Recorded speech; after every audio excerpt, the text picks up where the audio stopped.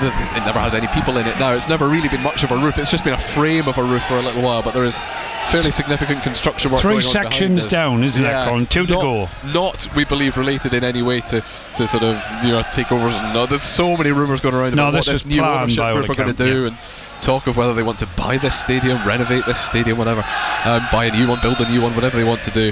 We've got a minute or so to go before kick-off, because the two teams are going to swap sides. So poor goalkeepers are going to have to run the length of the pitch here, and in front of us, therefore, when they do get started, Dagenham and Redbridge in bright yellow will pray from right to left. They have chosen to do that. It's interesting, Colin, that Kenton Richardson is captain today, where yes, Booty has been captain, Regan Booty's been captain, and Colin Robbie Tinkler's been captain. Regan Booty hasn't had the captaincy back since January, when he angled for a transfer, didn't get one, and has remained and is back in the team and is playing very well again. But it's an interesting setup from kick-off as well. I'm pretty sure that Liam Humbles is the right wing-back, given how he is here, but they've really spread that back through. We're underway at the International Stadium. Gateshead against Dagenham and Redbridge, live on BBC Radio Newcastle, on BBC Sounds as well. You can take us with you wherever you go out and about this afternoon. We had a Sunderland victory earlier on. We are looking for a Gateshead one today. There is an offside flag that goes up, so the excitement at Tyrell Newton's volley from the edge of the penalty area was slightly premature because he was offside, and he knew he was offside. We just had to wait for the ball to come down from 50 feet in the air before he was time. The linesman there with his flag would have been interesting if it flew in the roof of the net. So Gateshead from left to right in front of us, then inside the opening 30 seconds. They've in theory had the opening shot of the game as well. Regan Booty basically sitting in the middle of that back three at the moment when Gateshead are defensive, making it a back four. The ball is long from Jake Turner for Dagenham. The header is one as well, but it's going to go trickling through to George Shelby. Jake Turner, former Newcastle United youth goalkeeper, played in the EFL Trophy for them and in Premier League 2 many times. 3 years in total he had on Tyneside. Gateshead try and build their first complete move of the game, but it's cut out by Harry Phipps on the edge of his own penalty area. It's cleared out of play on the far side. He tried to keep it in, Oscar Rutherford, but he couldn't. So it's a throw in for Gateshead, midway inside the half, taken quickly for Tim Akinola on his debut in the middle of the Gateshead midfield and in the middle of the Dagenham half, but he just knocks it back to Kenton Richardson as they try and play the ball through that bare patch of grass, or lack of grass, between the 3 centre halves. Houndstrup on that far side, out to Luke Hannant, who's swapped sides today from right wing back to left wing back. Back to Tinkler again, and then square to Richardson. Dagenham with everybody behind the ball, which means that Richardson's got the chance to move forward a fair bit.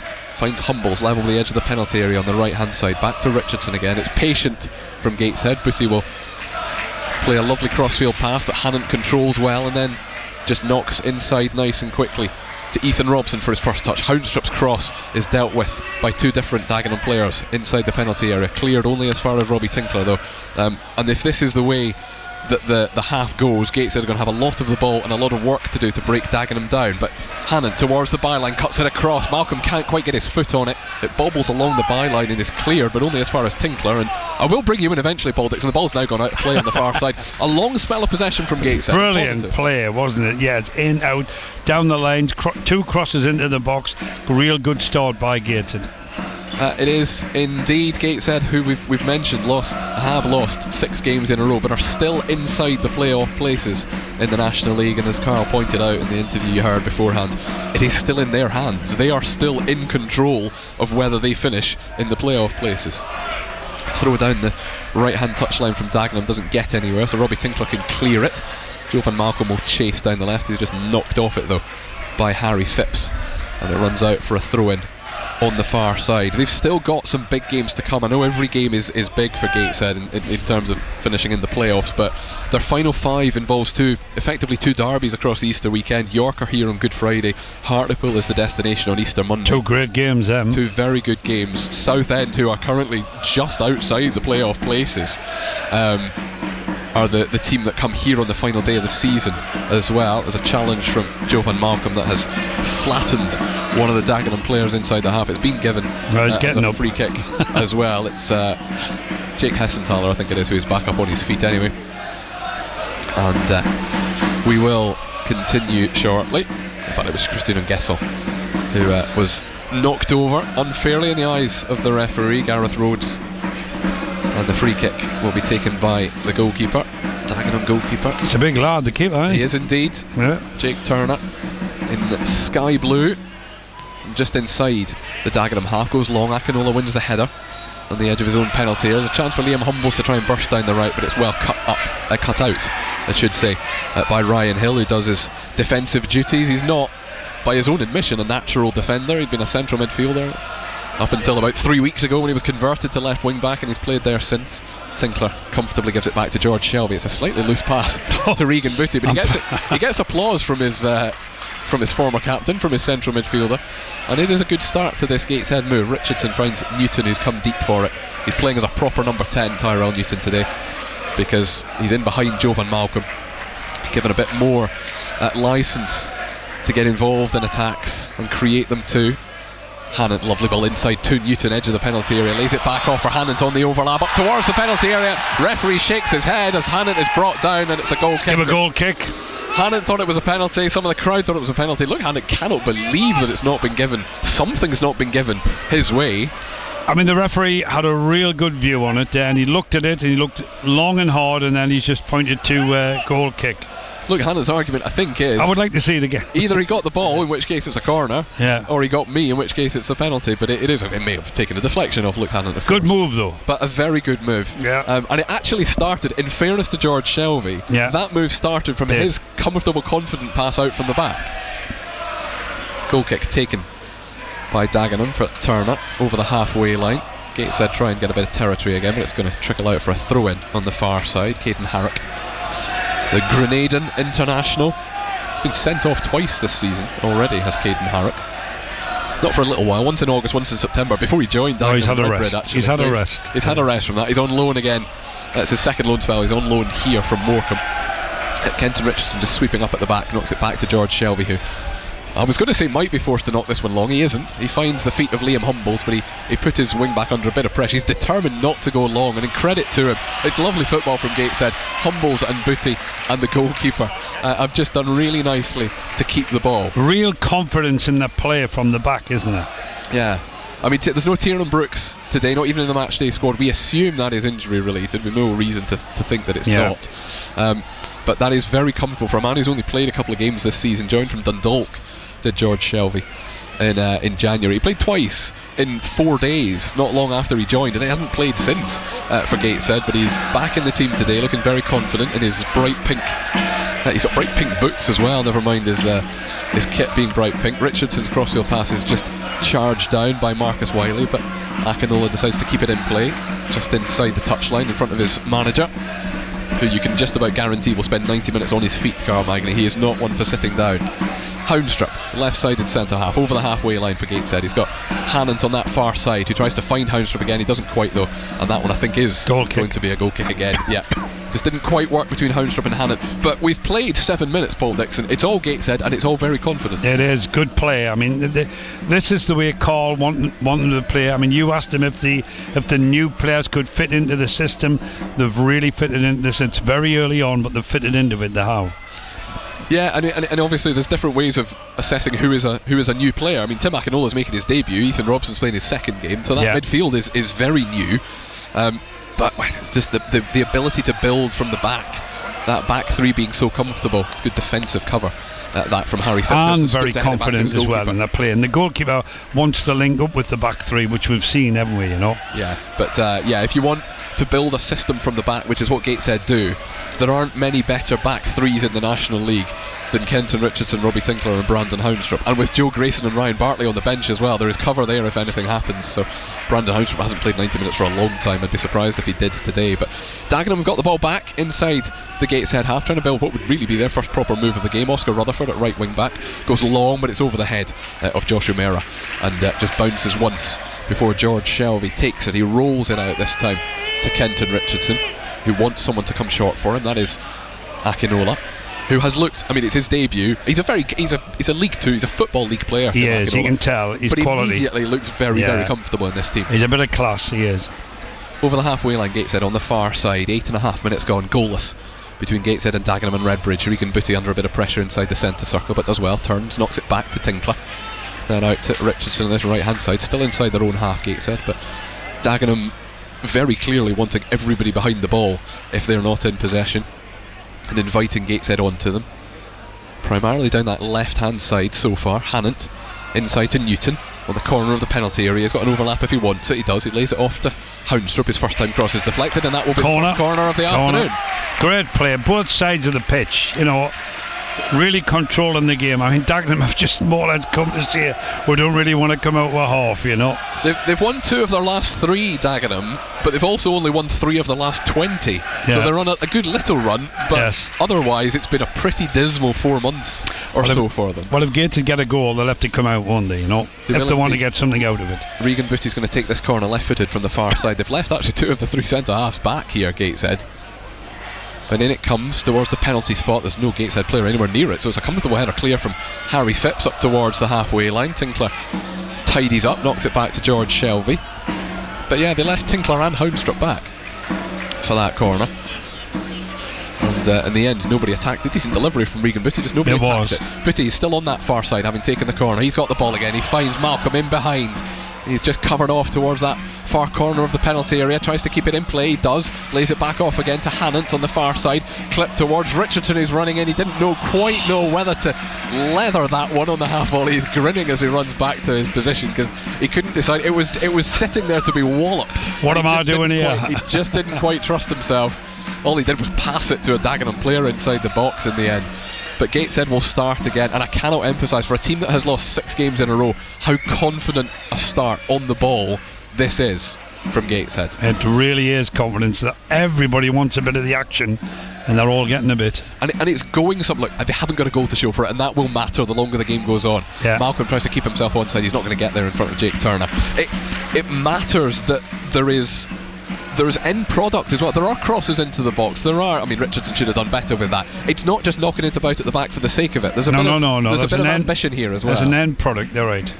Dagenham possession on the far side, up towards just about level with the edge of the penalty area. Marcus Wiley lays it off to Rutherford again. They go square. It's good interception from Richardson on the edge of his own penalty area, but they'll work it back again to the left this time. Ryan Hill's cross is right across the face of goal, and it bounces off Houndstrup, who knew nothing about it, but it's safely into the hands, thankfully, of George Shelby. Good ball in. It's a real good ball in, that. It's a lovely pass on the outside of his left foot from Booty to send Akinola free on the left hand side. It's the furthest forward he's been so far, but there's Gateshead players in this attack. Square to Newton, and then controlled again, and they'll move it from left to right. That was Ethan Robson. This is Liam Humbles on this right wing. He was desperate. Carl Magny bouncing inside the technical area. He wanted it wider to Newton on the right, but they've gone back from right to left again. It's going to be intercepted though by Dagenham, who will try and break. That's the first time, and they've knocked it out of play on the far side, Dagenham, which will frustrate their supporters. What were you going to say, Paul? Well, in some ways, if Dagenham come out and do have an attack, then Gateshead can hit them on the break, you know, because it's just it's a brick wall they've got at the minute. Dagenham defending. Blythe Spartans leading by a goal to nil at Hyde United. It doesn't count for anything, of course, anymore. Blythe Spartans will be relegated, will finish bottom of the MPL Premier Division, but they lead at Hyde this afternoon. Good start for them. Good few players there playing for contracts next season. Gateshead still don't know what division they'll be playing in next season, and they would love this to be the longest season imaginable, because the National League playoff final is at Wembley on the 1st of June, and everybody on Tyneside hopes that Gateshead will be involved that day. They build another move down the left. Houndstrup and Hannant towards the byline. Good cross, but it's just claimed, and it's a tall giant. Easy for the keeper. It is when you're 6'6". Yeah. Sticks his hands just above his head and claims that one nicely. But it was a good move. And Gateshead, the majority of their play is going down the left, and that sort of makes sense because Liam Humble's playing at right wing back, a bit of a makeshift wing back. That's right. Yeah. It makes sense. And also, look, Hannant is very good going forward. They go long through the middle. Regan Booty wins a comfortable header. Dagenham are really struggling to build anything. I know we've only played 13 minutes, but it's one-way traffic, isn't it? It is very much. You've taken the phrase out of my mouth. Liam Humbles with the ball for Gateshead just on the halfway line. Robson comes and gets it, gives him it back again. They're all the way back now on the edge of their penalty area with George Shelvey. But he's very much part of this team, ball at feet as well. They find Houndstrup on the far side. Hannant inside. Houndstrup is surely tripped. No, he doesn't give it. He doesn't give it. The referee hasn't given it. Oh, the referee's given a single free kick yet for Gateshead. And Dagenham have the ball back at the feet of their own goalkeeper. Caden Harrock then knocks it long. Robbie Tinkler will cover that one over. And as much as we talk about that back three being comfortable on the ball, they can also head a ball. They are three big tall centre halves who love getting involved in that physical side of it as well. Well, that's right. And I mean, in Dagenham are trying to knock it long, you know. I find it difficult to pick the ball up and attack Gateshead. They really are at the present moment. In some respects, not an awful lot has happened. We've not had a real shot on goal yet in the opening almost 15 minutes of this game, but Gateshead will be very happy with the start. There we are, we've had a Gateshead free kick, and you can hear the cheers because Tim Akinwolde must have heard you, Cole. Just had his shirt tugged deep inside his own half, but Gateshead will just nullify that particular threat, and it's back at the feet of George Shelvey again. Dagenham just outside the relegation zone on goal difference. They were inside it for a long time. I mentioned that long run without a win, and 1-2 of the last three, and they've run a couple of the best teams really close. Barnet only beat them in the 90th minute 3 weeks ago. But you can see the way that away from home, their system is just to keep it really tight at the back, isn't it? Well, you're always in with a chance if it's nils each. Indeed. Games are tight involving Dagenham. They won 1-0 last weekend, having won the two games in the last three that they've won have been by a single goal to nil. It was a 1-1 draw in between those two as well, like I mentioned that. I know we've only played 15, but the home team could do with a goal, I think. Yes, because they have utterly dominated possession, but nothing yet to show for it as the clouds come over and the sun disappears. Josh O'Meara controls it midway inside the Gateshead half, former Hartlepool striker, now at Dagenham. But Luke Hannant wanted to shield that one out of play. It was never going to go out of play, but he managed to buy a free kick from Josh O'Meara that they take nice and quickly, fires it across the 6-yard box to George Shelvey, but controls it nice and comfortably. And he does go long this time, but it's an attempted crossfield ball forward for Liam Humbles, who was never ever going to catch that, and it's a throw-in for Dagenham and Redbridge midway inside their own half. Dagenham and Redbridge manager Lewis Young, who has put his cap on and his collar turned up on his jacket as well. He's only 35, and his big brother is still a professional footballer. His big brother is not just still a professional footballer, he's a Premier League footballer. He's Ashley Young. Yeah. Ashley Young's little brother is the Dagenham and Redbridge still manager. Performing, Ashley Young, isn't he? He is indeed. We were talking in the office the other day trying to think of an older outfield player in the Premier League this season, and we can't. No. They take the time over this throw into Dagenham, go down the left hand side, but it's good physical work from Ethan Robson. It's just thumped clear by Houndstrup. Very on Gateshead like that in the opening 20 minutes, just knocks it clear. It's gone all the way out for a goal kick away on our right hand side. But yeah, Lewis Young is the manager, and his assistant is Terry Connor, former Leeds and Brighton striker and assistant manager in various places as well. Yes. I think what have we got? We've got nearly 17 minutes. I think Carl Magny, the Gateshead manager, will be pleased with the start. Would you? Yes, I think.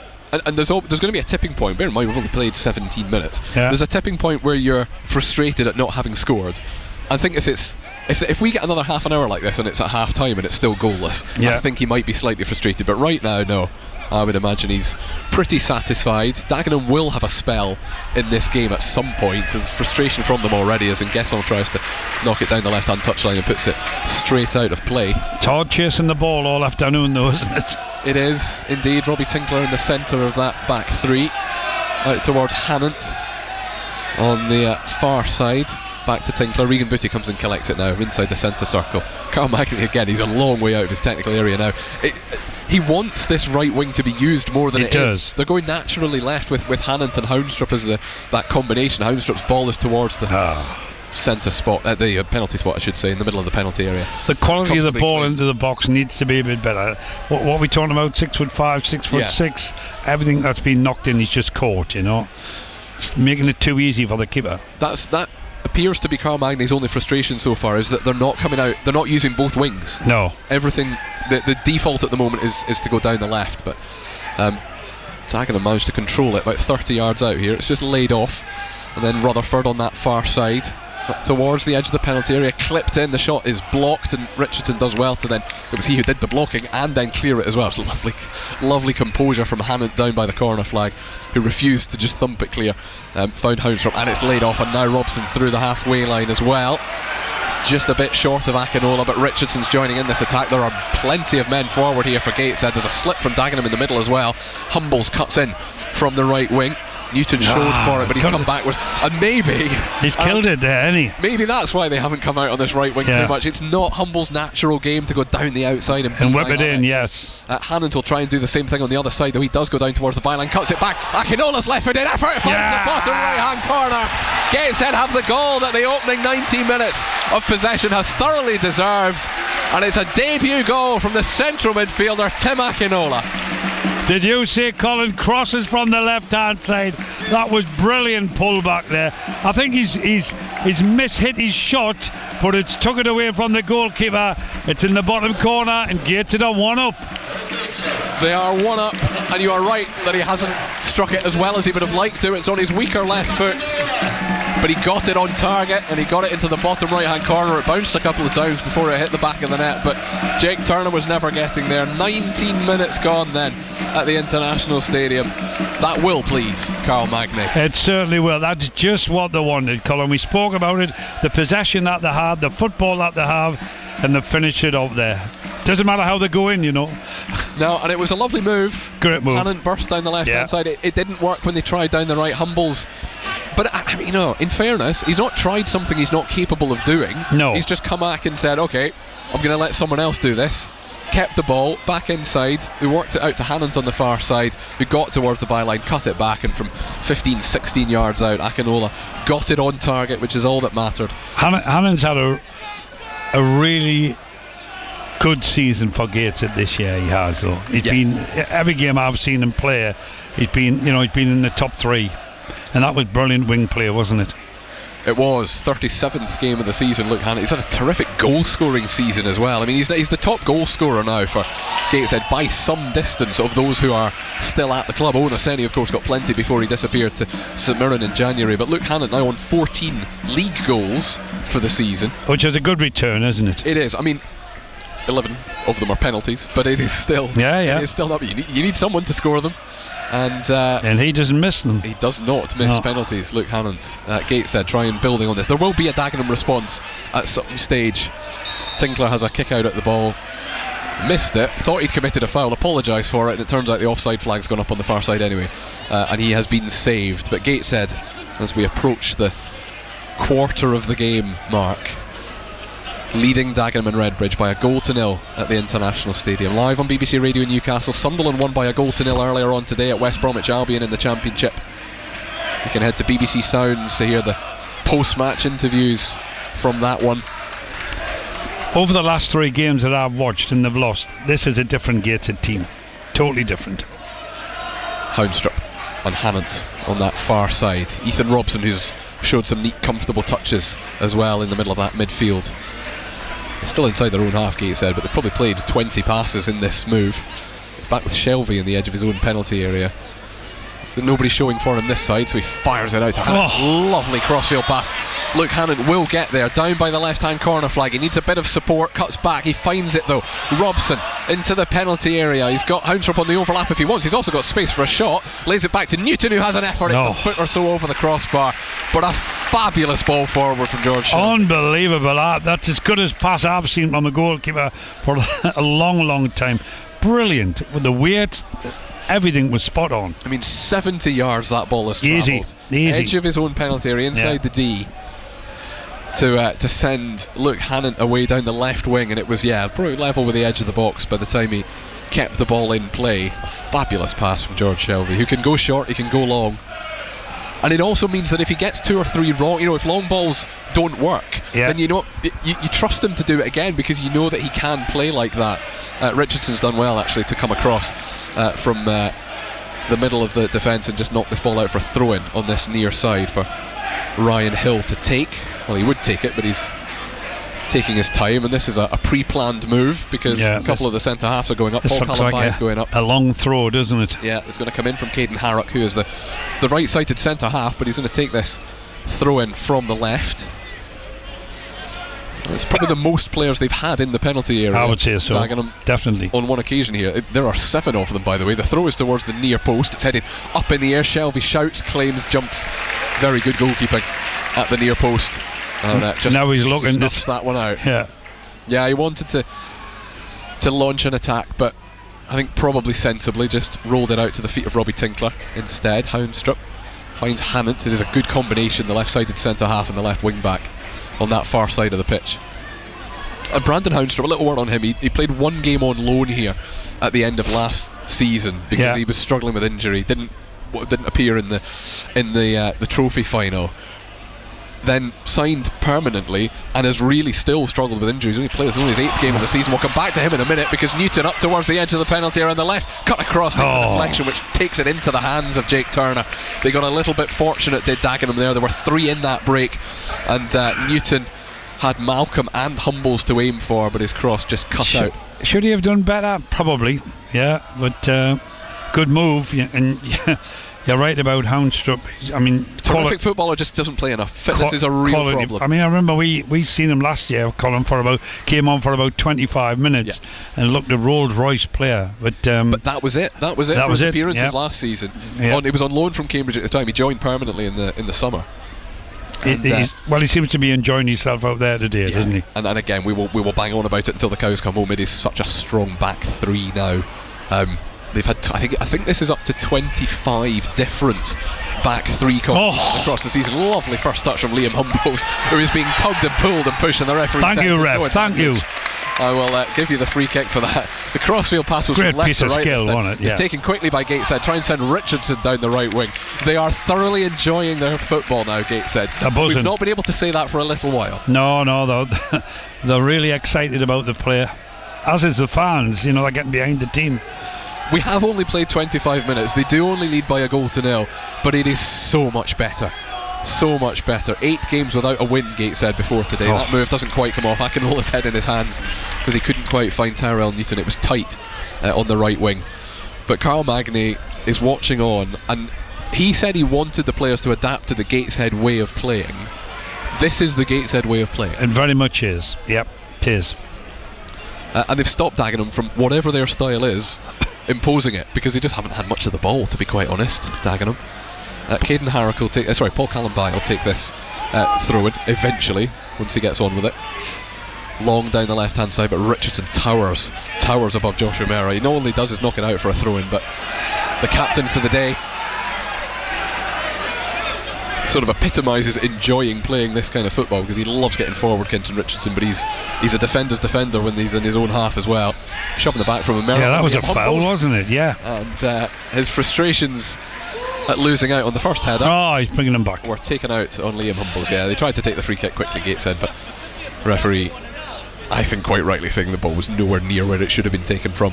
So we just have a little bit of a breather. 26.5 minutes gone in the first half. Gateshead leading by a goal to nil. Tim Akinola with a finish from the edge of the penalty area after 19 minutes, giving Gateshead absolutely what they deserve, the lead. They have been completely dominant in possession and actually relatively solid at the back as well. Jovan Malcolm on the left hand side tries to flick it past a couple of defenders. He nearly got through all 3 of them on the far side of the penalty area. Dagenham, through sheer force of numbers, clear it, but Robbie Tinkler's there, knocks it back, but does well, gets enough purchase on the ball back to Shelby that even though O'Meara was chasing it, lovely first time pass forward again from Shelby to find Richardson. And then Akinola out on this right hand side, but it's a lovely first touch to get inside, and even though he ends up back in his own half through Regan Booty, he's a confident player, is Tim Akinola. Up through the centre circle from Tinkler, then out to Houndstrup on that far side. Got Hannant for company, as he always does, comes inside to Newton, who then lays it off. Ethan Robson just didn't quite see it coming.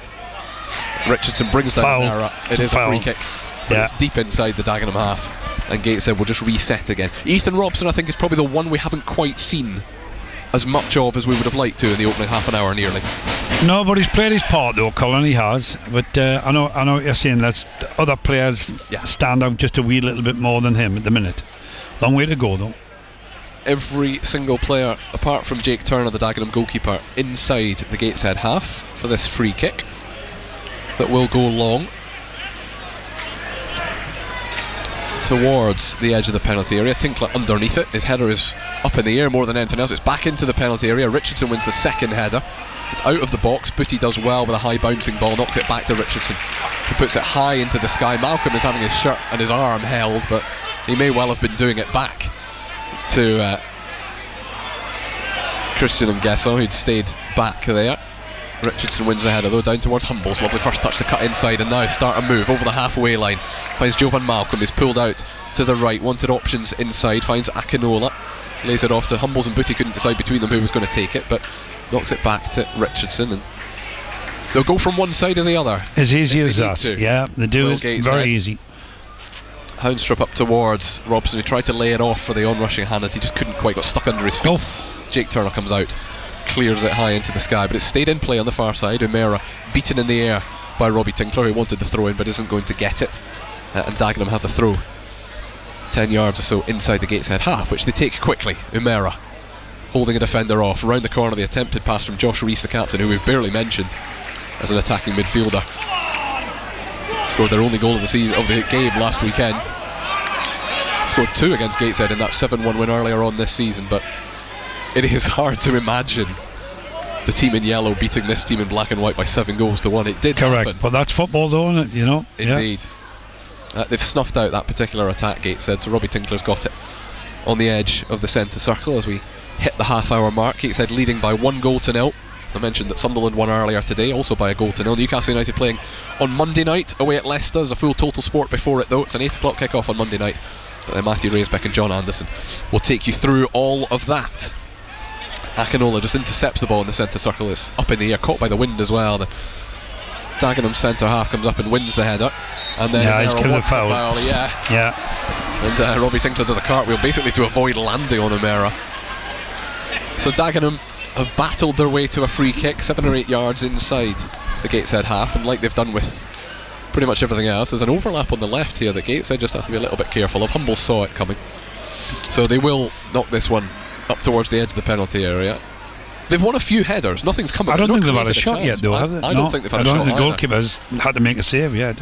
No, there was one that caught across. There was one that bobbled off Brandon Houndstrup's legs. I got a little bit fortunate with that, but it wasn't a shot on target. The ball comes in this time, up in the air. Romero heads it across. Akinola clears only as far though as the control on the edge of the penalty area from Rees and Hill, and then out towards that far right hand side. Rutherford trying to get a cross in, he cuts it back and then it's clipped towards the back post. Richardson heads it out of the penalty area, but only out to this left wing where Callum Bay will keep it in play, but he's battling with Humbles, still keeps it in play, then down towards the corner, wanted a corner, didn't get it because there wasn't a deflection. Gateshead goal kick. Just a word on Kenton Richardson. When the ball's in the box and it's needed to be headed, he heads them. I mean, that's been a big miss from Gateshead's defence. I mean, we played 31 minutes. It's been absolutely outstanding, both on the floor and up in the air. Yeah, for a man who's only played 3 times since August. He's playing like a captain, isn't he? He is, indeed. Long ball finds Liam Humbles, if he can keep this in play wide on the right hand side, down by the corner flag, does really well. He's only got Malcolm in the box for the moment, so he's done the right thing by holding it up this time. Akinola, corner of the penalty area, one-on-one with his man, skips round him beautifully, down towards the byline, just didn't quite have the angle for the cross, plays it off for Humbles instead, who's wide for a goal kick, and it's a shame, but Humbles had done the hard work, keeping the ball in play, and then did the right thing, as I say, holding it up because there wasn't anyone to aim for. It was a lazy cross, wasn't it, really? You know, you really got to care. I mean, you know, the lads went through, beat 1, beat 2, played it back here, should have been near post with a bit of pace on, but still a good move though. It was indeed. Gateshead leading by 1-0, 33rd minute of this game at the International Stadium. The sunshine's come back out again. And Dagenham go long through the middle. Regan Booty though wins a really good header, powerful header that Jovan Malcolm is going to chase in behind here. He's right of centre, but he's inside the penalty area. Malcolm, 1-on-1, has the space for the shot. Good save with the feet of Jake Turner. The ball hasn't gone out of play though. Malcolm wins the header. Booty towards the far post. It's headed up in there. It's going to be out towards Malcolm on this right hand side again, and he is a goal kick. It's a goal kick. He couldn't quite control it the second time. Great shot, really good save. It was, and a great burst of speed as well. I mean, you know, he gave him a little start and then he beat him by 1 or 2. You know, good effort and a good save. You're right. And really simple. It came from a Regan Booty header in the centre circle that sent Malcolm in behind. I think Malcolm's enjoying himself as well because they're going forward, and he's getting shots and he's creating efforts on goal. Yeah, lovely little shimmy to his right to find space for the effort. Low but he hard. has got pace, and you've just seen it there, haven't you? He has. Scored the only goal of Gateshead's defeat at Barnet. There's a free kick given for a push by Josh Rees inside the Gateshead half. Scored Gateshead's only goal at Barnet at the weekend. It was the first time he'd scored since we saw him score at Solihull. Yeah. But yeah, has been playing as the second striker behind originally Tyler Sellers-Fleming and then in more recent times Frank Noble, but he leads the line as Gateshead's 45. He was pointing to his chest. He wanted that long from Shelvey, but they go short. Regan Booty comes and helps him out. It's a little bit behind Robbie Tinkler on the edge of their own penalty area, but they are not going to panic. And Dagenham, as much as they commit the odd man forward to go and chase, they are not. We are not moving. They are not going to leave themselves exposed. Newton came short. The ball went long to Hannant on that far side. He's under real pressure from Rutherford. He's done well to even just keep it in play. Come back to Tinkler and Booty, and it's comfortable, and as clever as Dagenham try and be in the pressing, that ball bobbled horribly before Shelvey cleared that when he did the right thing to put his foot through it. Houndstrip just saw it coming, let it bounce, and now Robbie Tinkler, his touch is a bit heavy. The sliding challenge came in from Jake Hessenthaler. He's kept it in play, Dagenham, on the far side. You can see the dust coming up off the pitch in certain areas where the sand it is. As Dagenham try and build down the right hand side, Houndstrop has to stretch, puts it out of play down towards the corner flag. I know Gateshead's done all the attacking, but the back three for Gateshead, when they've been asked to perform, they've done brilliant. They really have. They're going to have to do a bit more defending here. 10 minutes to go until half time. Gateshead 1, Dagenham and Redbridge 0. Tim Akinola with a goal 19 minutes into his Gateshead debut. But they're going to have to defend a long throw here. Gateshead do leave 2 players up, but it's a congested 6-yard box. They know that Paul Callumby is taking this, and they know it's going to go to the near post. There it is, but it drops to the feet of Regan Booty actually, who can hook it clear. Malcolm won the challenge outside the penalty area. Malcolm came back and helped him as well. He's under pressure from 2 or 3 Dagenham players. If Gateshead get out of this, they've got a real advantage in numbers on the far side. That's what they do. It goes back to Shelvey, who found Houndstrop, and now over the halfway line out towards Hannant on that far side. They've got 4 in this attack. It includes Houndstrop on the overlap. First time crosses towards Malcolm. It's cut out by Phipps. It's good defending, but it's also very good attacking. Good, quick play, really good. It's got to try and get on the end. And out for a throw on that far side. Gateshead take it quickly. Newton controls it, edge of the penalty area. Fouled, but the referee says play on. Gateshead have still got the ball, but just miscontrols it. Yeah. Hits his standing foot and goes out for a throw in. The referee just making sure that the throw in is taken from the correct position. We talk about the run that Gateshead are on and how they've still managed to stay in the playoffs despite being 8 without a win. They're also still the 3rd top goal scorers in this division. That's because they scored a lot of goals early on in the season. That's exactly what I was going to say. It tells you just how well they played in the opening. When Rob Elliott was here, that's not the difference, but when Rob Elliott was here in that period, August, September, October, lots of games early on because they kind of preempt postponements for cup games and things, so they play plenty of games in August and September and scored plenty of goals. Plenty of games and scored plenty of goals, did Gateshead. The header from the middle of that Dagenham defence is not particularly strong, and it's back at the feet of Malcolm. Booty right in the middle of the Dagenham half, people encouraging him to shoot, but he lays it in. Ethan Robson to make it 2. It is in. It's taking a knock off the goalkeeper, but it's into the back post. We have 1 debut goal after 19 minutes, and we have Ethan Robson scoring in just his 2nd Gateshead game after 37. Regan Booty was invited by the crowd to shoot, but he decided not to. Lovely weight of through ball to find Ethan Robson, who clipped it past Jake Turner. It took a touch off the goalkeeper's heel, but not enough to stop it rolling over the line into the back of the net. Gateshead have the 2nd goal that they deserve as well. Gateshead 2, Dagenham 0. Well, that was worth the entrance fee. Booty's through ball there, waiting, pushed it through, and I'm delighted that Robson, he's burst into the box there. The keeper's got a hand on it, but it's gone in. But quality. Brilliant goal that was. I mean, Booty showed all his class there. You know what that reminds me of? You and I sat here last season when Gateshead destroyed Hartlepool in the second half. They did, 7-1 that night. It's not going to be 7-1 today, but it was 7-1 that night. And the 5th or the 6th goal was Callum Whelan and Ed Francis. Yes. And it was just the little dink ball over the top. Oh, it was. I remember that. Brilliant. It was a different pass through and a different kind of finish, but the same setup. And they thoroughly deserve their 2-goal lead. And the way the goals have been scored is a demonstration of the quality of football as well. Well, I mean, but he just looks and sees the picture, plays it through, and then all of a sudden, oh, I'm in. Yeah. And then you finish. Gateshead leads 2-0. 6.5 minutes to go until half time. Tinkler wins the header above Umera. Humbles realises he has time to control it, but then miscontrols it. So Umera's got it back again on the left hand side for Dagenham up towards the penalty area. Hooked in. Houndstrup wins the header. Good solid header. Akinola couldn't really control that because it was bouncing to him at head height.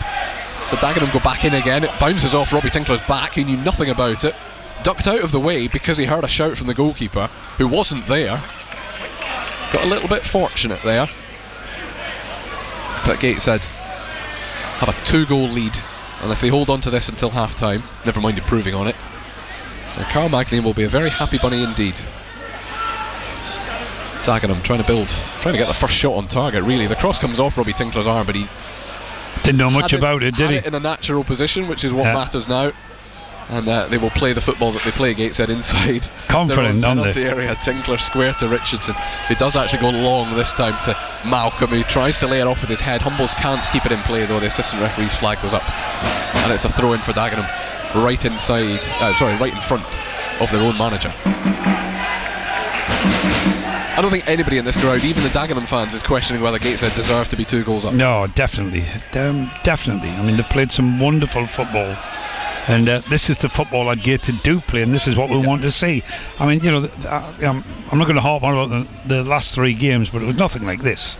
O'Mara's cross is cut out at the near post by Tinkler. He has to just clear it under pressure. It's out for a throw-in on this near side. Yeah, I've resisted saying it up until now, but this is the Gateshead of old. This is the the football we've seen them play time and time again. When you interviewed Carl before the game, Carl was looking for this, and it's like, well, we've got to have it, and they've got it at the minute. They've got another long throw to defend here, though, Gateshead. Paul Callenby from the left. Once again, it goes towards the edge of the 6-yard box. The header comes in this time from Umera, but it is well over the crossbar. I think that might go down as the first effort on goal. Tell you what as well, I mean, Carl Magny down there at the minute, 2-0. We've played 40 minutes. He hasn't had that feeling for a long time where you can go in the dressing room and say, well done. Yep. Yeah, and that'll be, I mean, psychologically at half-time, having played we've only played 41, but having played 45 minutes of really good football, it will be a buoyant dressing room at half-time, a confident dressing room. You're right, they've not been able to say that. They led here against Braintree at half-time, but if we're all honest, didn't really deserve to be up at half-time. No, they didn't. And nearly in behind there, Gateshead, but the foul given against Jovan Malcolm, free kick. And haven't gone in leading at half-time for a little while. As Jake Turner just tries to get a booking out of Jovan Malcolm by pushing him in front of the ball, but the referee saw what was coming, so it'll be a Dagenham free kick, smack in the middle of their own half. Former Newcastle goalkeeper takes it long down the left. Umera beaten in the air by Richardson, but it drops to the feet of Hill on this left-hand side. His cross is towards the goalkeeper. There is nobody challenging George Shelby inside the 6-yard box. And look at that! Smacks it down the left wing for Jovan Malcolm to chase. And in fairness to Harry Phipps, he saw it coming. Oh! Back, but it was a bouncy back pass to his goalkeeper. It went up in the air from Jake Turner, who has managed to keep it in play, giving the ball away again, though, but so too have Gateshead. And Dagenham will start again down by their defensive right-hand corner flag. In fact, Turner realises it is going to trickle out of play, and it's a goal kick. Paul Dixon. Just a word on Shelby, George Shelby. Going long is class, going short is class. We've never seen him save a shot yet because he hasn't had one, but I mean, he's had a terrific game, and Gateshead's winning 2-0 and had all the ball going forward, but the quality that he showed as a goalkeeper, top notch. Goal kick taken up over the halfway line. Robson wins the challenge inside the centre circle but can't keep the ball, so Dagenham try and hook it over the top. Richardson wins a header, and he needed to because there was a run in behind from Wiley. It's laid off by Dagenham to Reese on the edge of the penalty area. A good solid challenge from Houndstrup, who enjoyed that tackle. He was caught late. He's absolutely fine, didn't even fall down, but he enjoyed that tackle. And Gateshead have a free kick 25 yards from their own goal. 2 minutes to go until half time, and it's a 2-goal lead that Gateshead have. I mean, it's been. How close has this been to perfect? And I mean, well, it's that's a good not question. a loaded question. No, but it's a good. Genuinely, how close has it been to being perfect? It's a good question. Well, they've been miles better than Dagenham, and you know the opportunities that they've had, they've took. And I mean, cannot say Dagenham's had an opportunity to score a goal at all. They haven't, but they're just miles better than Dagenham. That's it. End of story.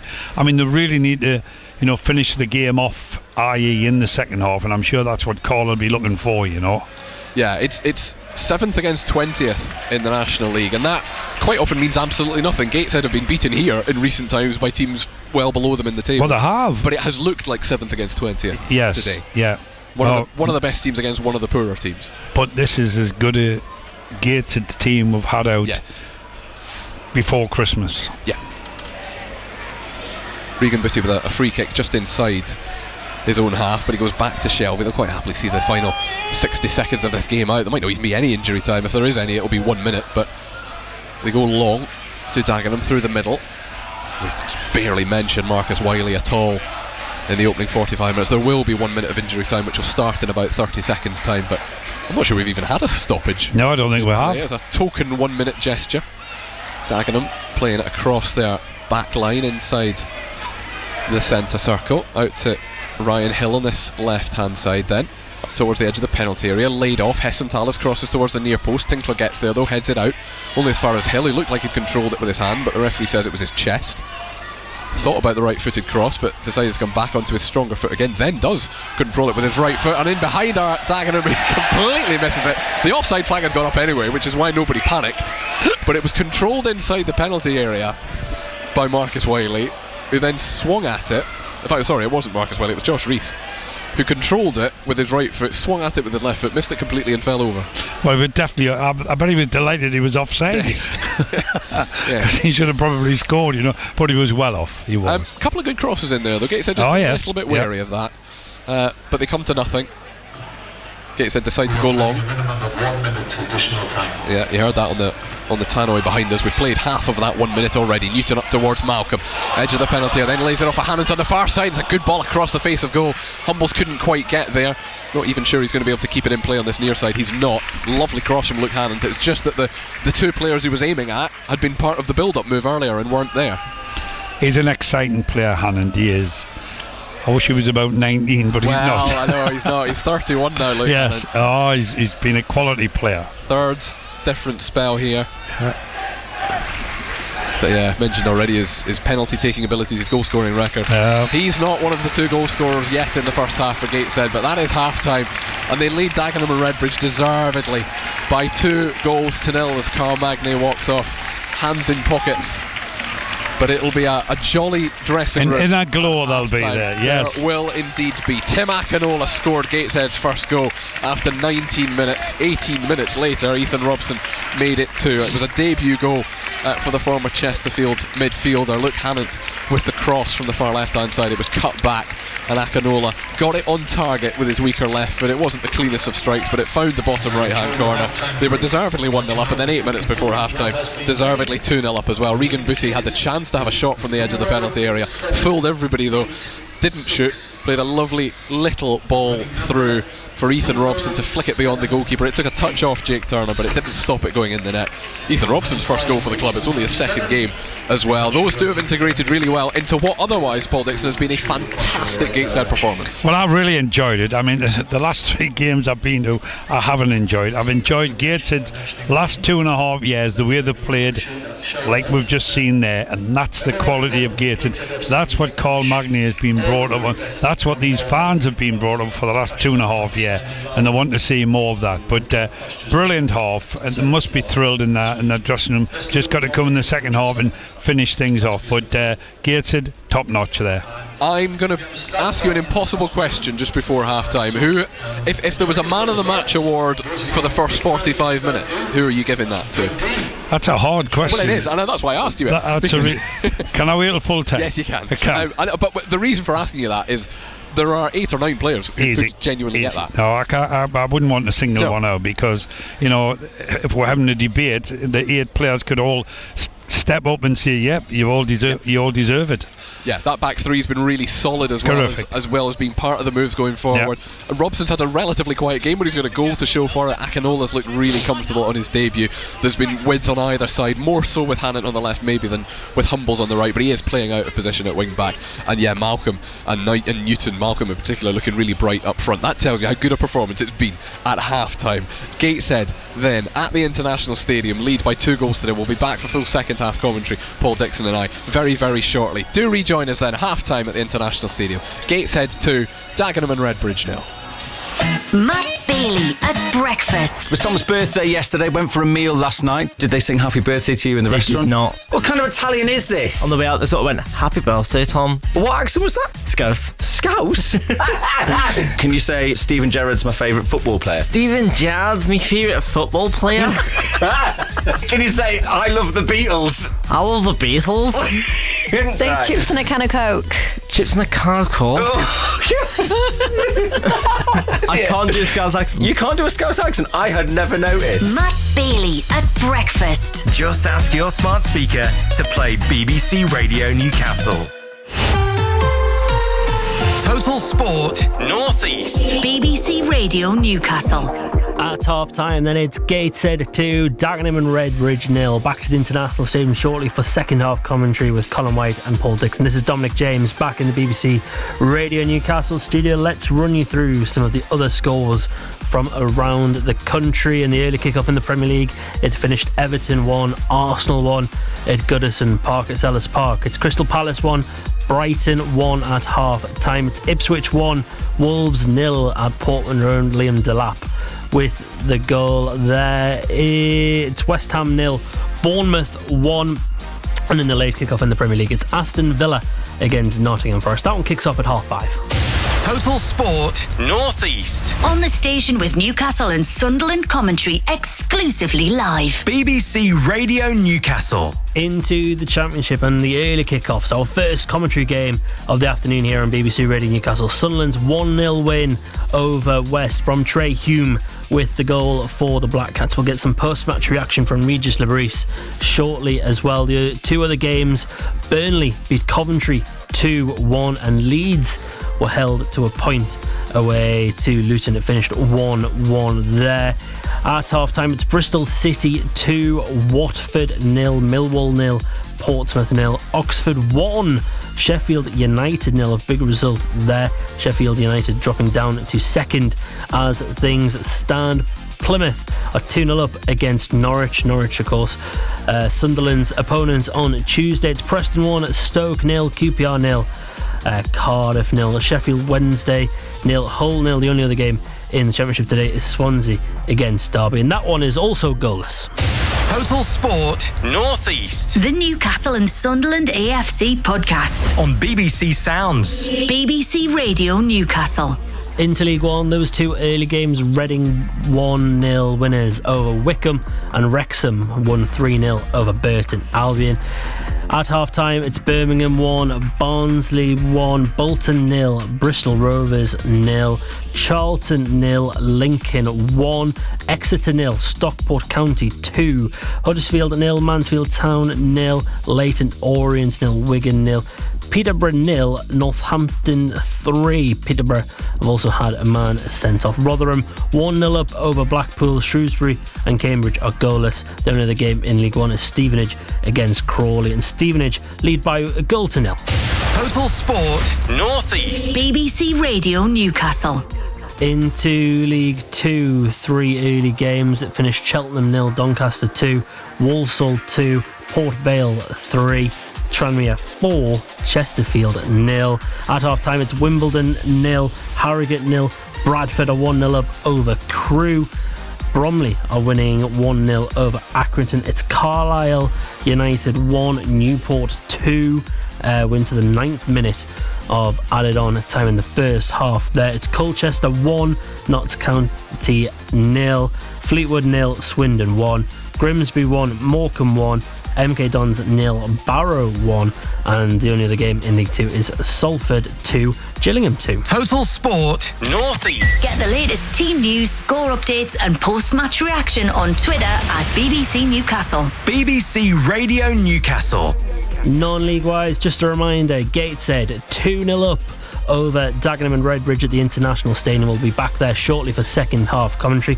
In National League North this afternoon, South Shields facing a tough task against Brackley Town and a 1-0 down at half time there. Into the NPL Premier Division this afternoon, Blythe Spartans, who are already relegated, away to Hyde United, but a 1-1 there at the break. Morpeth this afternoon, they are losing 1-0 away to Matlock, which all but they were hoping for playoffs this year, but that pretty much dashes them hopes this afternoon. And Hebburn Town this afternoon, they are away to Ilkeston and are 1-0 down there. Into the East Division then this afternoon, of course, Heaton Stannington with a great result last night. They won 2-0 over Bishop Auckland. This afternoon though, Concert are losing 1-0 at home to Grimsby Borough. Dunstan, better news for them, they are 1-0 up over Garforth. Of course, Dunstan second in the division, a slim chance of the title, but yeah, very slim there. Ashington, who are down at the bottom, they're away to Liversedge this afternoon, and that one is goalless. Berwick Rangers in the Scottish Lone League are away to Albion Rovers, and at half time it is goalless there. Of course, our local football roundup, it will be at 5:35 this evening. What do Selena Gomez, LeBron James and Martha Stewart all have in common? Their lives and fortunes are all being discussed in Season 3 of Good Bad Billionaire. Yes, the podcast exploring the minds, the motives and the money of some of the world's wealthiest individuals is back. I'm Zing Sing. And I'm Simon Jack. Each week we take a closer look at some of the world's mega rich. And try to decide together whether we think they're good, bad or just another billionaire. Good Bad Billionaire. Listen first on BBC Sounds. Let's get some post-match reaction then to Sunderland's 1-0 win away to West Brom at the Hawthorns this afternoon. It was our first commentary game here on BBC Radio Newcastle. Our Sunderland commentator Nick Barnes has been talking to the Black Cats head coach Regis Lebris. Yeah, important win, second in a row, and away at West Brom. We knew before that it should have been a tough challenge. I think we started well. And after the goal, the dynamic changed because obviously the opponent tried to score, to be back in the game. And at that moment, we struggled to maintain composure on the ball. But at the same time, we showed good qualities in the defensive phase with strong 4-4-2 in the mid block, in the low block, to defend crosses, to defend set pieces. So it's a question of tactics, but it's a question of mindset as well. And I think the character of the team was really positive today because now the games are different. It's not a question of good qualities or not. You have to win, and they showed good qualities in this part of the game to manage just on the edge of the yellow card, the rhythm of the game, and to fight when it was necessary to do it.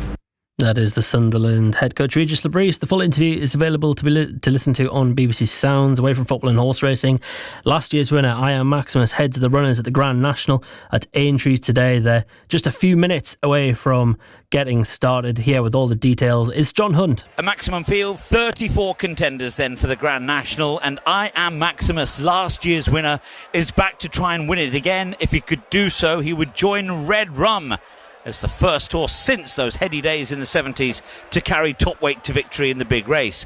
Rachel Blackmore is back for more as well. Remember, she famously won the race with Minella Times 4 years ago. She rides another Minella. This time it's the former Gold Cup winner Minella Indo. But for those who don't count themselves as aficionados, maybe the likes of Hitman, part owned by Sir Alex Ferguson, Brave Man's Game, Can Do Kid, Free Card Brag or Twig could attract them.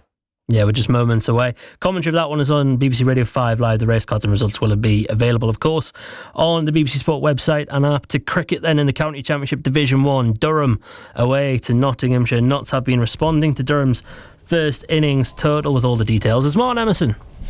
Yes, they just had a breakthrough as well, which didn't really look like it was going to come, because Ben Slater had been batting ever so nicely. He'd put on 95 for the second wicket with Freddie McCann, and then he decided he was going to try and get to his 100 before tea. Tea is any moment now. I'm just looking at my watch, we're about a minute away from tea. And on 92, he pulled the ball from Will Rhodes down to long leg, and Emilio Gay was there to snaffle it, so he got himself out on 92.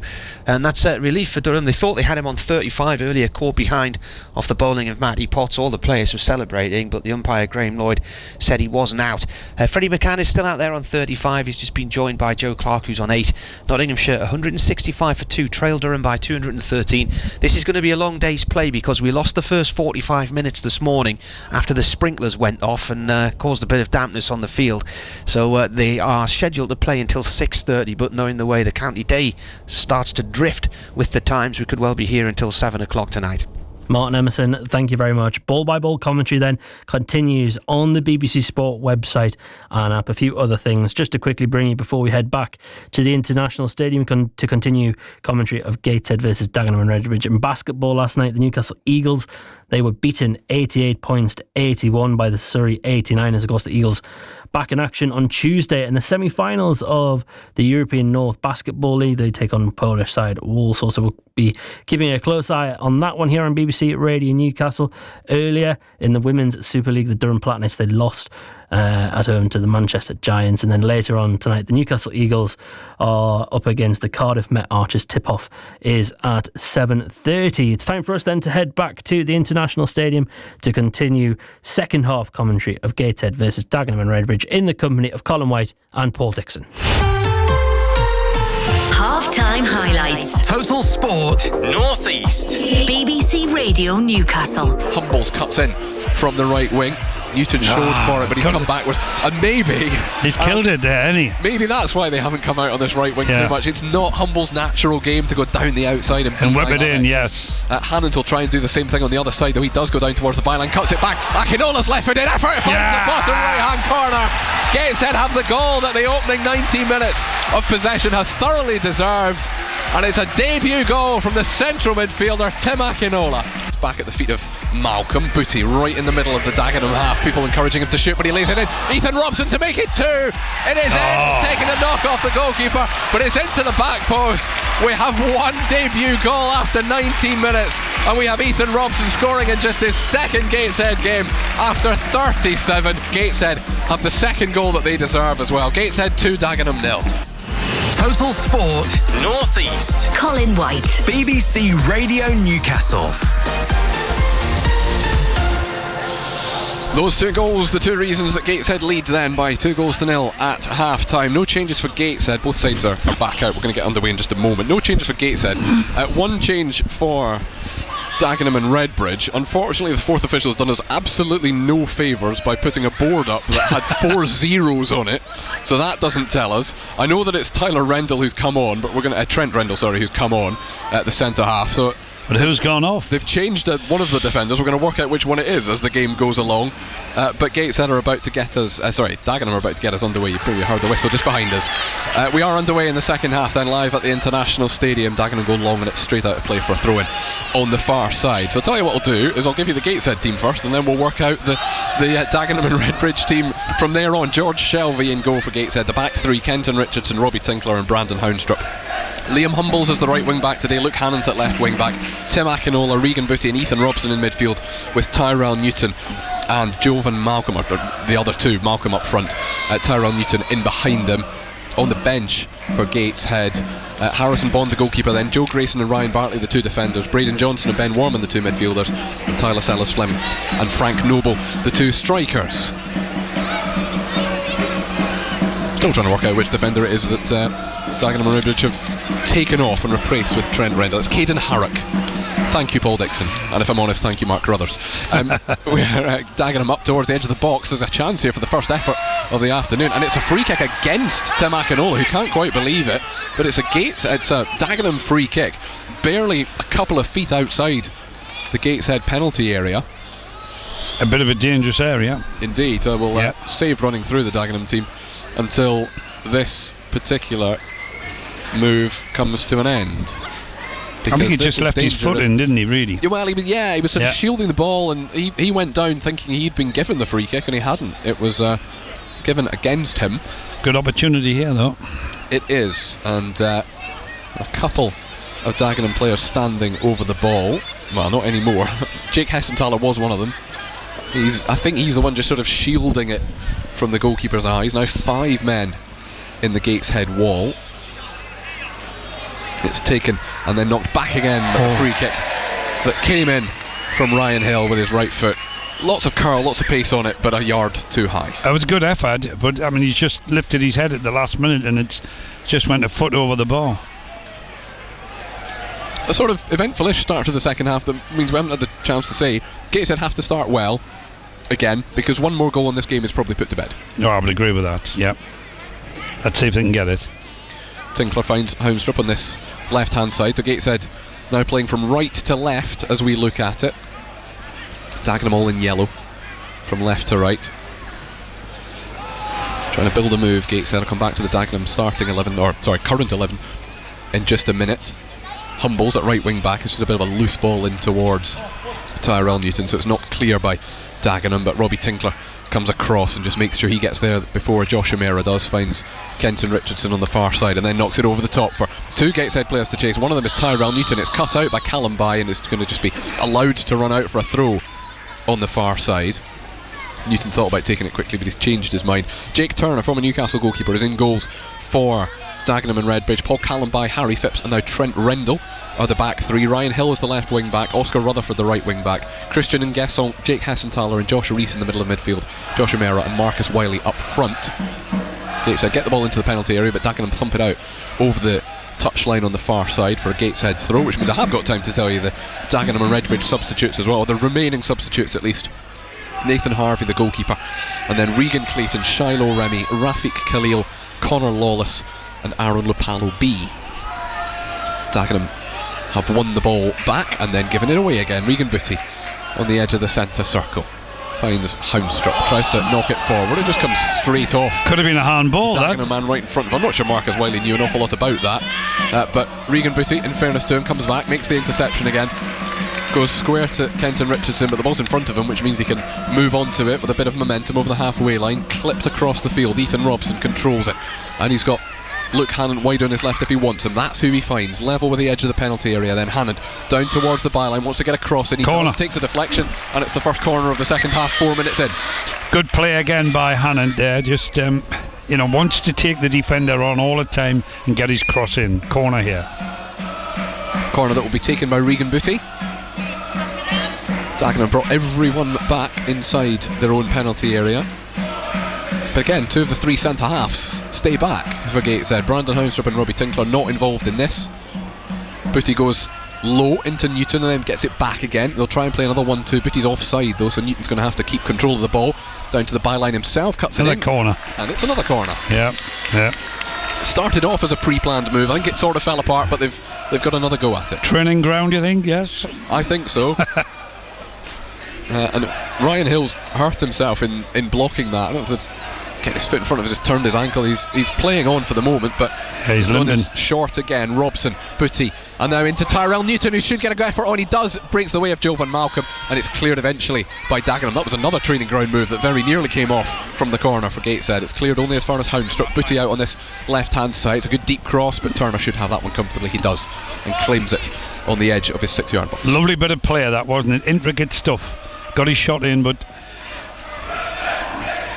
5.5 minutes gone in the second half.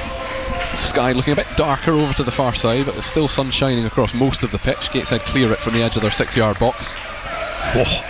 Spennymoor lead in their FA Trophy semi-final. Gateshead lead by 2-0. Jovan Malcolm's got all the way up into the penalty area to try and make it 3, but he is eased off it by Trent Rendell, who came on at half-time.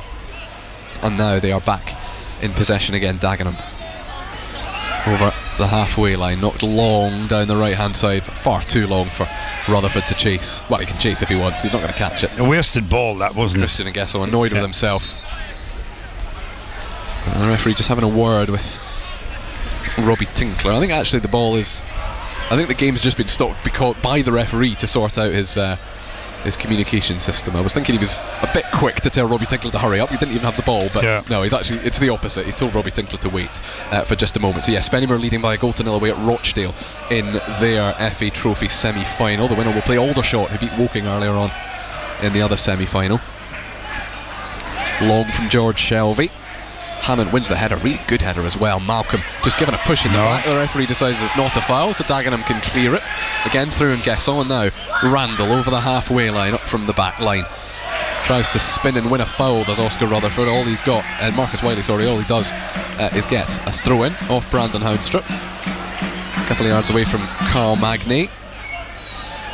And we said it before half-time, Paul, it's about winning this game at the earliest possible opportunity for Gateshead. Well, you're dead right, and you know they couldn't get a better start than 2-0 at half time, so let's see if they can, what's the word I'm looking for, manage the game.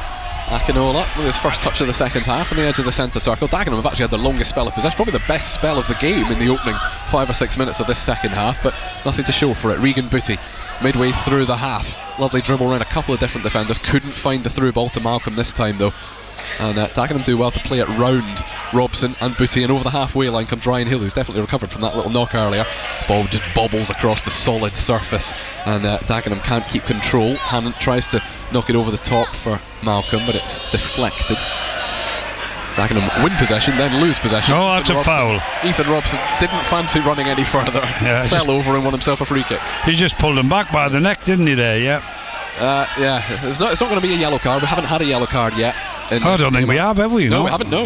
Gareth Rhodes, the referee,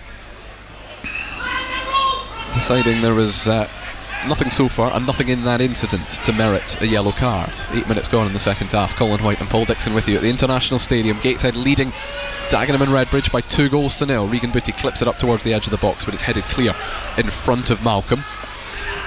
But it'll come back, and if Gateshead have weathered that little storm, and it's not really a storm, they didn't have a proper effort on goal, then they'll be quite satisfied to just settle into the same pattern as the first half had as well. Well, they've got to try and come out and try and get back in the game if they can, but if they do, just leave things at the back end for Gateshead. Tinkler, little turn of pace on the halfway line, then up towards Newton, does well to keep the ball under the challenge of Rendell. Gets back up on his feet again, then tries to poke it through to Malcolm. It's pinball in there. 3 or 4 Dagenham defenders who just cannot get rid of it, don't really know what to do with it. Poke it backwards, and eventually Harry Phipps clears it up over the halfway line. Tinkler controls it, finds Hannant, and a good sliding challenge again from Robbie Tinkler. Wins the ball but not possession. And the referee is... Well, the ref's not happy about something. And I don't know what it is. And it's... How's he booking? It's Josh O'Meara, and I can only assume this is for dissent, because nobody's committed a foul. He didn't go for a free kick here. Do you think he said something to him? Yeah. Well, it's Josh O'Meara that he is speaking to, along with the captain. It's a yellow card for the Dagenham and Redbridge striker. So I'm going to assume it was he was the one challenged by Robbie Tinkler, but fairly, solidly, but fairly. So I don't know if he said something in out of turn to the referee in response to that, but either way, that's what I get for saying we've not had any yellow cards. So we've got one now.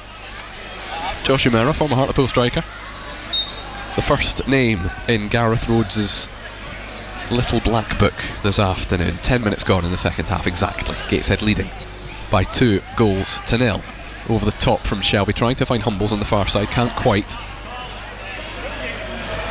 When he keeps possession, Gateshead, Humbles has done really well to battle, but then loses out. Sliding challenge from Richardson. I think the ball had already, or the foul had already been given, because it's a free kick for Dagenham, and they're just going to bring everybody up the park and let Jake Turner take it from behind. So this is away on the far side of the pitch, this free kick, midway inside the Dagenham half. And the away side goes long, up towards O'Meara. He jumped but was nowhere near the ball. Houndstrup got his head on it, it's out for a throw-in on this near side. Lewis Young, the Dagenham manager, thought about chasing the ball. One of the ball kids got there first. Back to Trent Rendell, the half-time substitute for Gateshead, gives it straight to the feet for Dagenham, gives it straight to the feet of Regan Booty, goes long. Good cover defending from Callum By, high into the air. Robbie Tinkler wins the header inside his own half. Ethan Robson battles on the halfway line, wins it, pokes it around the corner. Malcolm tries to get inside his defender, gets the benefit of a couple of lucky deflections, but eventually four of the one players combined to nick the ball back off him, back at the feet of their goalkeeper. There was a bit of a press on here from Gateshead, and it's kicked that out. Yeah, it's straight out of play from Dagenham. Good press in that, wasn't it? Hannon quite fancied taking this throw in nice and quickly. He took the nearest ball off the nearest cone, but there was just nobody quite as eager as him to take this, and Houndstrom just slowing things down. Strolling. Yeah, he is. He's just about putting one foot in front of the other, but strolling up to take this throw in. It might be Hannon that he ends up throwing it to in a minute. Yes, it is. Hannon comes, lays it off first time. Houndstrom up towards Newton, still wide on this left hand side towards the corner of the penalty area. Hannon takes a deflection off a couple of different Dagenham players. The referee wasn't sure, knew, and he was helped by the fact that the Dagenham players just pulled themselves back into position to defend it, which told them that it was another Gateshead throw. Houndstrom right in front of us here.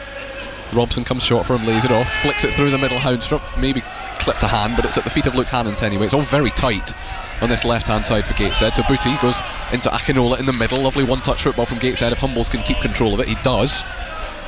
Back to Richardson now on the far side, still only maybe 10 yards inside the Dagenham half. Up towards Newton, lays it off to Humbles on the far side. Inside to Tyrell Newton, back to Humbles again. We'll bring you the results of the Grand National in just a minute. Regan Booty square to Ethan Robson, then round the corner for Houndstrom on this left hand side, up towards the edge of the penalty area. He might have a shot here, he might as well.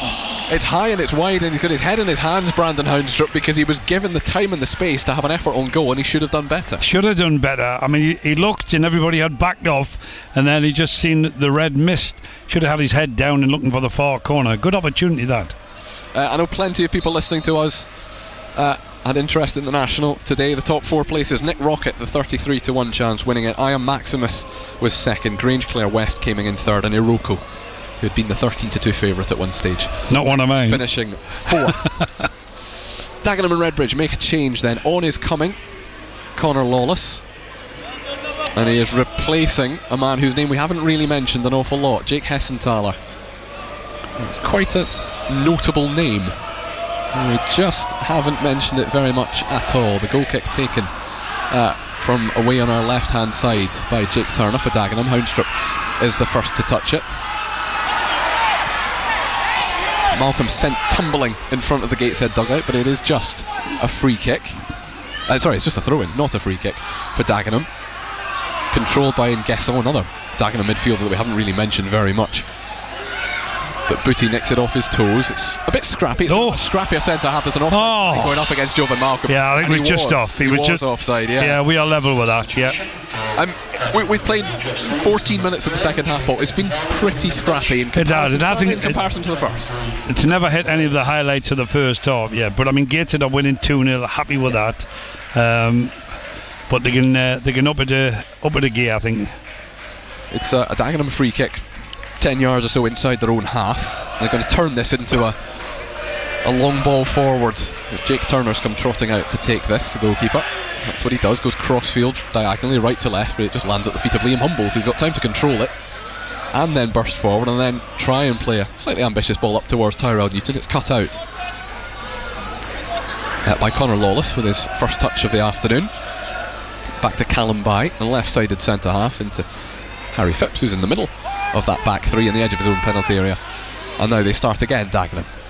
Connor Lawless gives it to Ngeso, who's then dispossessed by Ethan Robson midway inside the Dagenham half. Malcolm put under pressure, and by put under pressure I mean nudged off the ball and dispossessed. A little bit soft from Malcolm there. Should have done better. Should have kept hold of the ball. Rutherford picks it up for Dagenham, fires it across from the right hand side to the left hand side. It's well kept in play by Hill on the far side. This is a chance for Dagenham.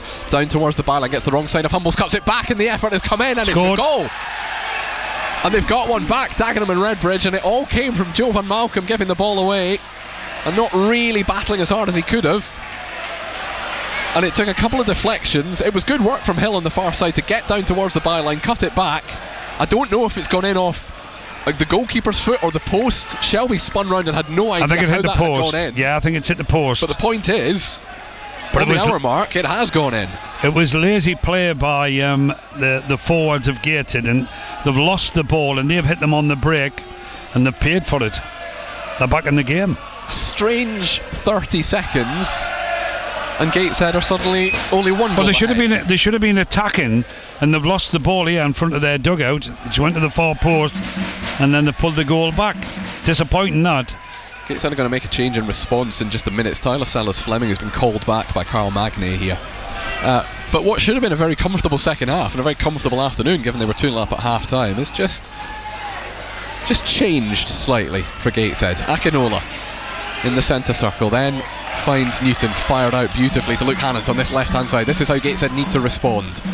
Down the outside, back inside, lovely touch from Houndstrom, and then a nutmeg, and he wanted a corner. He's got a corner. Yeah, I thought he might have been able to keep that in play and get the cross on if he'd wanted to, but he was happy to see that trickle over the byline for a corner. I mean, they're back in the game 2-1, but you could feel the lull, wasn't it? Gateshead haven't come out and really played at the level at anywhere they did in the first half. They've got to lift their game. Being credited, you may have heard behind us, as an own goal from George Shelby. He knew it's gone as an own goal, yeah. It has, according to the Tannoy system here. Yeah. But either way, it's 2-1. It is. And Gateshead have gone right up the other end of the park, though. They're going to make a change, like I say, in just a minute. It's a double change, actually. Joe Grayson's ready. The corner comes in, though, towards the 6-yard box. Richardson should have done better than that, because it's a free header 8 yards out, and it's probably about 8 yards wide. That's just changed the mood a wee little bit in the ground, Colin, it has. Yeah, and there's going to be a substitution change from Gateshead here. Joe Grayson is going to come on. But it's Jovan Malcolm he replaces, so I'm going to assume, in fact this is a triple change. Oh, it's a triple change, because that on the surface makes absolutely no sense, Joe Grayson coming on for Jovan Malcolm. But I think once they've made all three changes, this will start to make sense again. Tyler Sellers-Fleming is coming on as well, so he effectively replaces Jovan Malcolm up front. I'd imagine that.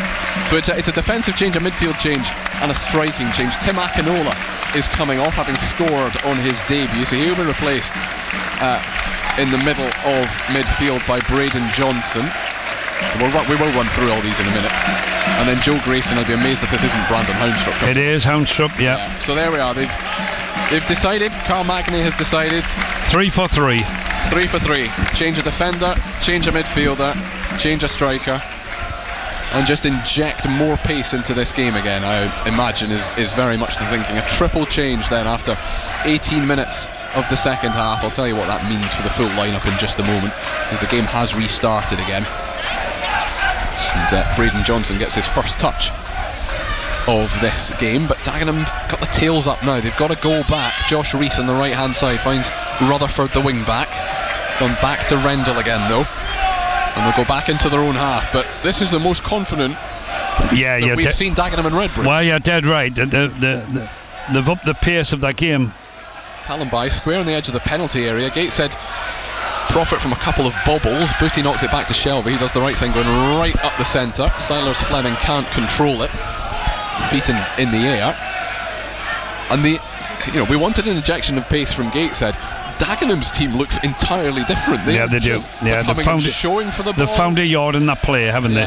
They're much quicker, much determined, and they feel as though, with getting that goal back, they're in with a chance. But what can Gateshead do here? Booty finds Sellers-Fleming. It's a good sliding challenge actually through the sand and the dust from Harry Phipps. Dagenham try and go long. Grayson gets his first touch since coming on. It's a comfortable header, and he finds Luke Hannant. So it means Gateshead now, obviously George Shelby in goal. Richardson, Tinkler and Joe Grayson is the back three. Probably would have been the first choice back three at the start of this season. But they've played so little together. Lovely skill from Tyrell Newton, and down the left wing he's just going to run out of space in the end. Their goal kick, their throw in, sorry. It is, he ran out of space, but beautiful touch to try and get himself away. Liam Humbles and Luke Hannant still the wing backs, but Braden Johnson, Regan Booty, Ethan Robson in the middle. Tyrell Newton now supporting Tyler Sellers-Fleming up front. I mentioned they had 2 defenders, 2 midfielders and 2 strikers on the bench. They've employed one of each now. That's what he's gone for, hasn't he? Yes. And they are going to make a change of their own now. So on is coming Lopalo B, and he's going to replace Marcus Wiley, who we've barely mentioned. That's 3 each they've made. It is 3 each. Yeah, you can hear the stadium announcer behind us just about trying to catch up now, because we've had a real flurry of changes ahead of what's the final 25 minutes plus a little bit of extra.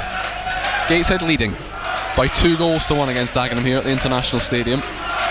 Sunderland beating West Bromwich Albion in the Championship by 1-0 in our first commentary of the day. Third commentary of the weekend. You've got to wait until Monday night. Newcastle United at Leicester City, an 8 o'clock kick-off on Monday night. Redbridge game, Dagenham Redbridge game. It's currently being accredited to number 8, Josh Rees. Well, they've changed their mind about who scored Dagenham or Redbridge's goal. It's been given to Josh Rees, who scored the only goal in their win last weekend as well. Long ball forward from Dagenham, dealt with by Richardson. Second header was won well by Booty. Johnson is beaten by a sliding tackle from Lawless, but gets the ball back, knocks it over the top for Sellers Fleming to chase. Good, that's better. Get them turned. Forced to just knock it out of play, nothing else. Yeah.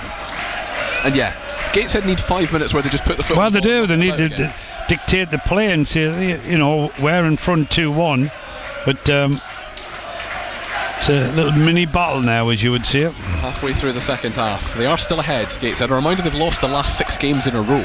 Gateshead. Clipped ball over the top from Grayson is going to bounce out of play before Newton can get there. They've lost 6 in a row. They haven't won any of the last 8. Gateshead. They've only got 6 games left of the regular league season, including this one today. And we mentioned earlier a huge double-header of relatively local derbies across Easter weekend. Well, they have, and they'll be terrific games. Got Forest Green to play between now and then, but still, they will be big games. And then Southend, who are battling for the playoff places as well, are here on the final day of the season. Gateshead give it away inside the centre circle and just give Dagenham an opportunity then to work it out for the move on the left hand side, and then cutting across the penalty area. The effort came in from Lapalo B. First real impact he's had, and Dagenham are just snapping into challenges now as well in a way they just did not show in the first half. They've won the ball back inside the Gateshead half. Rutherford on this right hand side up towards the corner of the penalty area. Luke Hannon just watches the ball, stays goal side, but it's come back. Rendell's crawl is a great one. There is an offside flag goes up in the end. It was a poor connection. Takes them a long time to put the flag on, you know.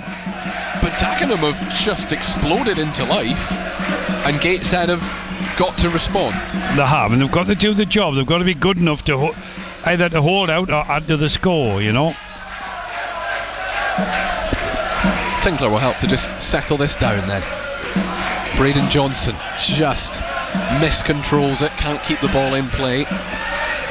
He just can't get into the game at the minute, Braden Johnson, can he? Replaces Tim Akinola, who made a terrific start to he was very good in the first half. He scored, but also looked very, very comfortable on the ball.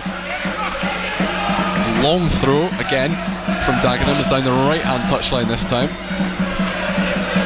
Doesn't get anywhere, so it comes back to where it came from. They're just sitting in a little bit, Gateshead. I think Carl Magny will want him to push on a little bit forward and take the game to Dagenham. Yeah, Sellers Fleming trying to put Jake Turner under pressure. It sort of works in that they've given the ball away as a defensive unit, but then Johnson just knocked off the ball again. 2 players collide as they're trying to chase. He's had a free kick given against Tinkler, and it is going to be a yellow card. For the Gateshead number 2, who shakes his head, but it doesn't make a huge difference because he brought down Aaron Lapalo B. They're causing their own. You know, they're giving the ball away. They're just a bit of a yard slow. I mean, it's nothing like they played in the first half. And there'll be more time to talk about this after the game, and hopefully Gateshead hold on for a start. But I don't know why a switch has been flicked. I don't know. Neither do I. What it wasn't straight after half-time. It wasn't like they took off one particularly influential player. But they've got to see the next 20 minutes of this game out first. Well, the goals get them back in the game as well. Dagenham with a free kick crossed by Hill, headed up in the air, still inside the penalty area. Grayson's clearance isn't great. Humbles makes sure it at least gets out of the penalty area, but Lawless comes across and Dagenham keep possession again, and then it's out with Nguesson on that far side. They try to be a little bit too fancy though, Dagenham, and Shelby, who is maybe symptomatic of how this second half is different from the first one, just fired it up through the middle this time. Tyrell Newton's not going to be able to keep that one in play. I think in the first half George Shelby does something different with that ball. Yes, yeah. Just got to settle down, Gateshead, though. Oh, the referee's not happy with the manager here. He's just going to have a little bit of a conversation. I think he's just a little bit frustrated, Lewis Young. but it is just a civil conversation between him and the referee. He just wants him to stay vaguely in the inside area. his technical area. Yeah. That's all it is. And Dagenham begin with a throw-in from midway inside their own half that ends up midway inside the Gateshead half, such as the length that Trent Rendell can put on it. And he'll do it again because it's just headed straight out of play. So this one from 5 yards inside the Dagenham half. He's got a couple to aim for up on the edge of the penalty area. Grayson jumped but didn't get his head on it. It bounces all the way through though to George Shelvey, who rolls it out for Richardson. Just lost his balance as he did it, George Shelvey, but he seems to be alright. Under pressure on that far side, Humbles tries to get round the outside of his defender, just can't. Well, he's fouled in the process. Yeah, he's done well there, Humble. Good play in the end from Liam Humbles. Well, they need a bit more of that. Get them fired up a bit. And that's what 3 changes should do. That's the point of Carl Magny making them, is to try and inject something different in here. But we've only been on maybe 3 or 4 minutes. It hasn't happened yet. 72 minutes we have played. Gateshead leading by 2 goals to 1 against Dagenham and Redbridge. Live on BBC Radio Newcastle and on BBC Sounds. Crossfield pass from Grayson is controlled by his head, forces Tinkler into a solid challenge that he didn't really want to have to make, but he did get the ball first, and it's just as well because he's on a yellow card, Robbie Tinkler. Luke Hannant has the ball, kept it inside their own half, just Luke Hannant, and just inside the touchline as well. Great ball. Lovely pass. Ethan Robson in space inside the centre circle. He's got 3 in front of him. Goes out to Humbles on the far right hand side. He's got a couple, but he cuts back inside on his left foot. Then back to Kenton Richardson. He's kind of lost the impetus in this move, but they kept the ball. Regan Booty spreads it out to Hannant now on this left hand side. 1-on-1. Cuts in on his right foot, curls towards the back post, but it's going to land safely. Too easy, that. Hands of the goalkeeper. So he needed a bit more thought than that. He's just dinked it into the box and the keeper's caught it. But it's frustrating from Gateshead and from Liam Humbles in particular, because all it took was one good pass from Regan Booty to find Robson inside the centre circle, and suddenly the complexion of that move changed. Did. The momentum changed as Ethan Robson just stretches himself a little bit in the middle of the park before play resumes. Dagenham win a header on the halfway line. It's gone out for a throw-in on the far side. They're winning balls in the second half that they never got anywhere in the end, the first half. Because there were 2 elements to how the first half went, which was Gateshead were fantastic, Dagenham were nowhere near being at it. Not at all. And both of those elements have changed in the second half. Gateshead are nowhere near it, and Dagenham have improved substantially. But they've got the lead and they've got to be able to hang on to it. Humbles on the halfway line. I think Gateshead are going to make another change in a minute. Kenton Richardson with the ball on the halfway line, the right-sided centre half, clipped over the top for Sellers Fleming to chase Harry Phipps's header. Is not good, but he just gets enough on it to knock it back to his goalkeeper and stop the Gateshead substitute from getting on the end of it. But yeah, things just not quite coming off for Gateshead in the second half. Lapalo B, who's looked bright since he come on, flicks it round the corner. Conor Lawless away down the left wing for Dagenham, cuts it back across the edge of the penalty area. Booty clears it, but only as far though as Ryan Hill. They changed the system completely. Ryan Hill. Grayson goes to ground on the edge of the penalty area. That's gone out. But thankfully, from their point of view, Josh Romero can't keep it in play, and it's going to be a goal kick. They're just regrouping there, just having a bit of chat amongst ourselves there, Gateshead, thinking, come on, we've worked really hard to get ourselves 2 in front, and now it's 2-1, we've got to hang on, Ben Warman is going to be the 4th Gateshead change. I don't know if he's quite ready to come on at this break in play yet. It's a goal kick for Gateshead that they take short, Tinkler to Shelvey, and try and encourage everybody to get up the pitch. Ben Warman still in conversation with Liam Bridkett, the assistant manager, on the halfway line. They go long towards Sellers Fleming. The bounce is horrible in front of him, goes right over his head. And Dagenham clear it into the centre circle. It's well controlled by O'Meara. Free kick to Gateshead. Free kick given. Yeah, holding them off. To Gateshead inside the centre circle, and that should be the opportunity for Ben Warman to come on. Wonder if Ethan Robson will be the man to depart. They've already taken off one of their goal scorers. Gateshead, it might be the other one who goes, but Liam Humbles down the right wing for Gateshead. Up towards the corner flag, wanted a free kick. He doesn't give it. Isn't getting it. Right in front of the assistant referee on the far side, so that goes down as good defending from Ryan Hill. Wins the ball back, clears it. Grayson doing battle with Josh O'Meara. No, he's give it against Grayson now. They were clearly both holding each other's shirts. It's only the referee deciding who did it first, really.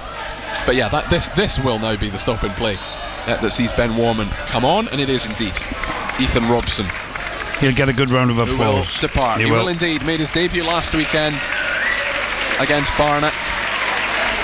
First game for Gateshead at the International Stadium. I think he's done all right, me. I do. And he's added with a goal as well. Indeed.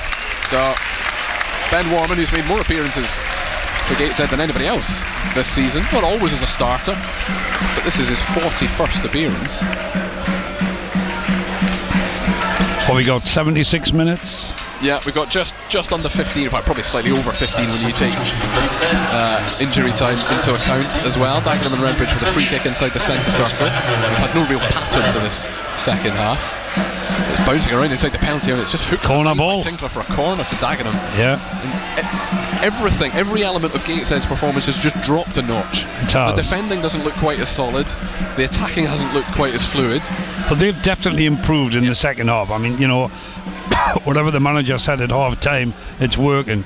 Different team second half. Corner to be taken from the far side then for Dagenham by Ryan Hill. As it always is, it's a congested penalty area.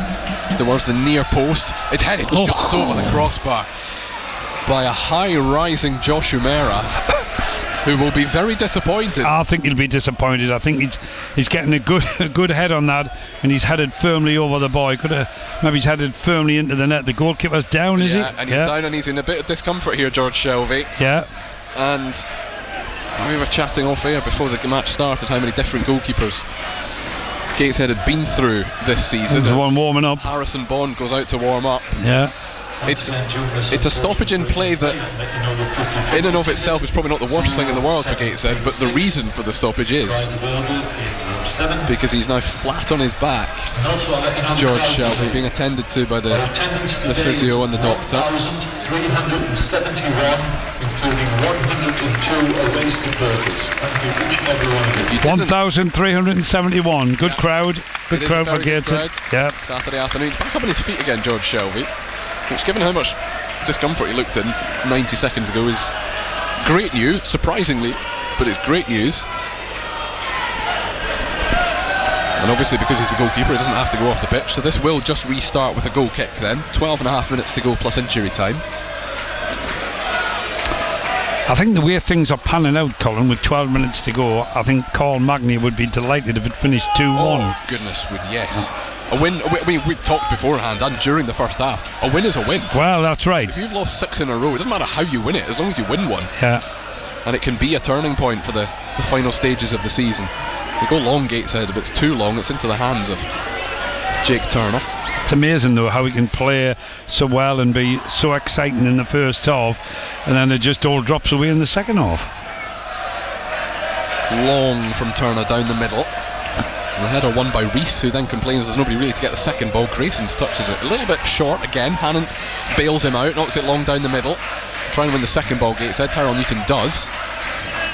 Johnson lays it off for Hannant, and then inside to Humbles. So Ben Warman, I think, has gone out to play as the right wing back, which let Humbles come into the middle of midfield. Richardson has it, and now it is Ben Warman very much on that far right hand side, but cuts back in on his left foot up towards the edge of the box, finds Sellers Fleming, then laid off to Johnson on the far side again.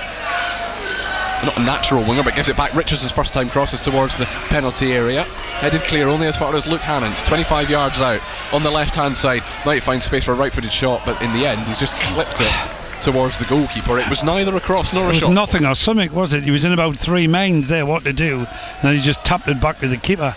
Might as well get it over the bar, have a real good go, and you know. So yeah, Ben Warman the right wing back, Liam Humbles now in the middle of midfield with Braden Johnson and Regan Booty. At Dagenham, by far the better team in this second half. 10 minutes to go in it. Silas Ellis Fleming. He's a mile off. He's a mile offside. Yeah. And that'll be a free kick for Dagenham. 10 yards maybe inside their own half, but given what we've seen in the last 25 minutes or so, we know where this is going. It's going to get launched forwards, and they've got a fair bit of height in this team. Tyler Rendell, one of the half-time substitution, is going to go and join the attack for this one. It's long from Turner towards the edge of the penalty area. Hannant rises well, but doesn't get his head on it. So Rendell controls it down by the corner flag, then stands on the ball, gives it straight to Joe Grayson, whose clearance though is straight to a Dagenham man again, and Gesson keeps it in play, but just clips it fairly aimlessly, and Gateshead can clear it up towards Sellers Fleming. Regan Booty is in so much space in the middle. Fleming just could not turn. Just couldn't turn quick enough to see him, did he? Lovely run from Regan Booty, and there was so much space in the middle of that Dagenham half. But Fleming was just too tight to the touchline, facing the wrong way. They've still got possession, Gateshead. They've won the throw in. Hannon clipped over the top. Sellers Fleming's kept he's on. Onside this time. Down towards the byline on the left. Goes inside. It's behind Newton, but it's Johnson gets an effort. It's blocked. Comes to Humbles, but he's intercepted by Lawless on the edge of the box, and Dagenham will clear it. He tried to be very neat with that effort on goals, trying to pass it side-footed into the net. Good effort though it was, and good player. Already had a debut goal scorer and a player scoring in just their second game. We nearly had a repeat of that. Could we do with another one? Yes. But like we've said, it doesn't matter how they win, it doesn't matter how they score, but one more goal for Gateshead would just knock all of the stuff. No, it would. Take the pressure off the stands. You can feel it coming down the stands. I hate to say it, but if we had to put money on who was going to score next, on the basis of what we've seen, you'd fancy the team in yellow. George Shelby, who has recovered from whatever his knock was, claims the ball, rolls it out to Kenton Richardson, now goes long over the top for Sellers Fleming, but Rendell wins the header. Only as far as Humbles though, just inside the Dagenham half. Joe Grayson coming up from the back as an overlapping runner. Hannant gets it wide on the left instead. Inside to Humbles, still midway inside the Dagenham half, trying to inject a bit of pace. Humbles out to Hannant, back to Regan Booty again. Dagenham have got everybody behind the ball. Tinkler forces Grayson out wide, but does well, knocks it inside. Humbles turns, and then down the line fires at it. Look, Hannant does well to control it with his chest, lays it off, back to Grayson again. It's not gone anywhere, but it's good football from Gateshead. It's good possession, really good possession. Just shows what they can do. Robbie Tinkler just slowing it down, but Regan Booty, I think, has had a fantastic game in the middle of midfield. He has, he's played really well. Comes and gets it, back to Shelby again, and yeah, even if I said a goal would knock the stuffing out of Dagenham, maybe all they need is this 2-3 minutes of possession, just drag. Well, Gateshead are good at this. We've seen it in the first half. You know, Shelby is a long way from his goal. He's not even the furthest player back. He ended up further up the field than Robbie Tinkler there with the ball at his feet, but now Tinkler can burst up towards the halfway line, out to Joe Grayson on this left wing. Down the line to Hannant. It's poked back by a Dagenham defender to Grayson, but Dagenham just haven't touched the ball for about 2.5 minutes now. This is great football, this. Absolutely perfect from Gateshead. Especially when you're winning 2-1. Tinkler and Grayson, who've touched the ball more in the last 5 minutes than anyone else, up towards Newton now in the middle of the Dagenham half. He's got three options in front of him. Tried to cut it to the left to Humbles. It's intercepted, but Hannant's on the overlap, just slightly behind him. Keeps the ball though, back to Humbles again. Newton wanted it on the edge of the box, gives it out wide to Hannon, back to Booty. I wish I'd kept track of the number of passes here, because we must be nearly 100. Newton got to be square to Booty again, and then Hannon on this left hand side. Terrific piece of football this. Keeping the ball fantastically, Gateshead. Hannon towards the byline, his cross just takes a slight deflection, and that means easy for the keeper. Drifts into the hands of Jake Turner. The move comes to nothing, but it was genuinely 2.5, maybe 3 minutes of Gateshead unbroken possession, and Dagenham have gone long, and it's straight through to George Shelby. And that, maybe I'm overstating it, that was what Gateshead did in the first half. They did, like for about 40 minutes. Can they do that for the next 6 minutes? Yes. That would be quite handy. Tinkler clips it out to Grayson. And they're capable of doing it, which we've seen, haven't we? They are indeed, over the halfway line. Magny wanted the ball switched, but it's going to go down the left hand side again to Tyrell Newton, but Phipps comes across, gets it off him, launches it down the right hand side. Grayson keeps it in play and does really well to find a teammate as well. Humble saw the tackle coming, got out of the way of it, kept the ball too.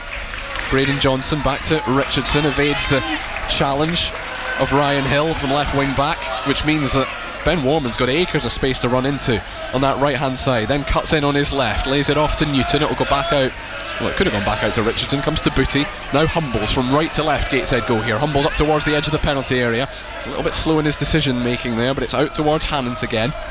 And again, a long spell of possession. Joe Grayson on the left, his cross is a cut back towards Newton, tried to control it, couldn't quite, intercepted then by Ngesongi Thompson. That's gone out. Stays down inside the penalty area.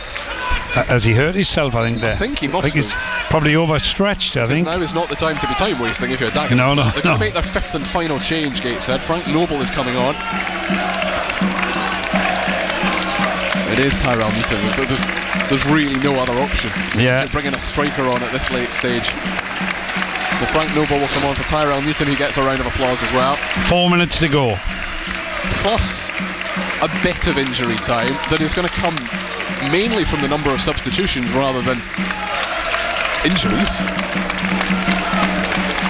And Newton goes straight down the tunnel, applauds the fans as he does so. We're going to make one final change as well. Our Dagenham at the same time. Yeah, 28. Yeah, it is. So it's the English Moroccan Rafik Khalil, midfielder, who comes on for Christian Nguesson.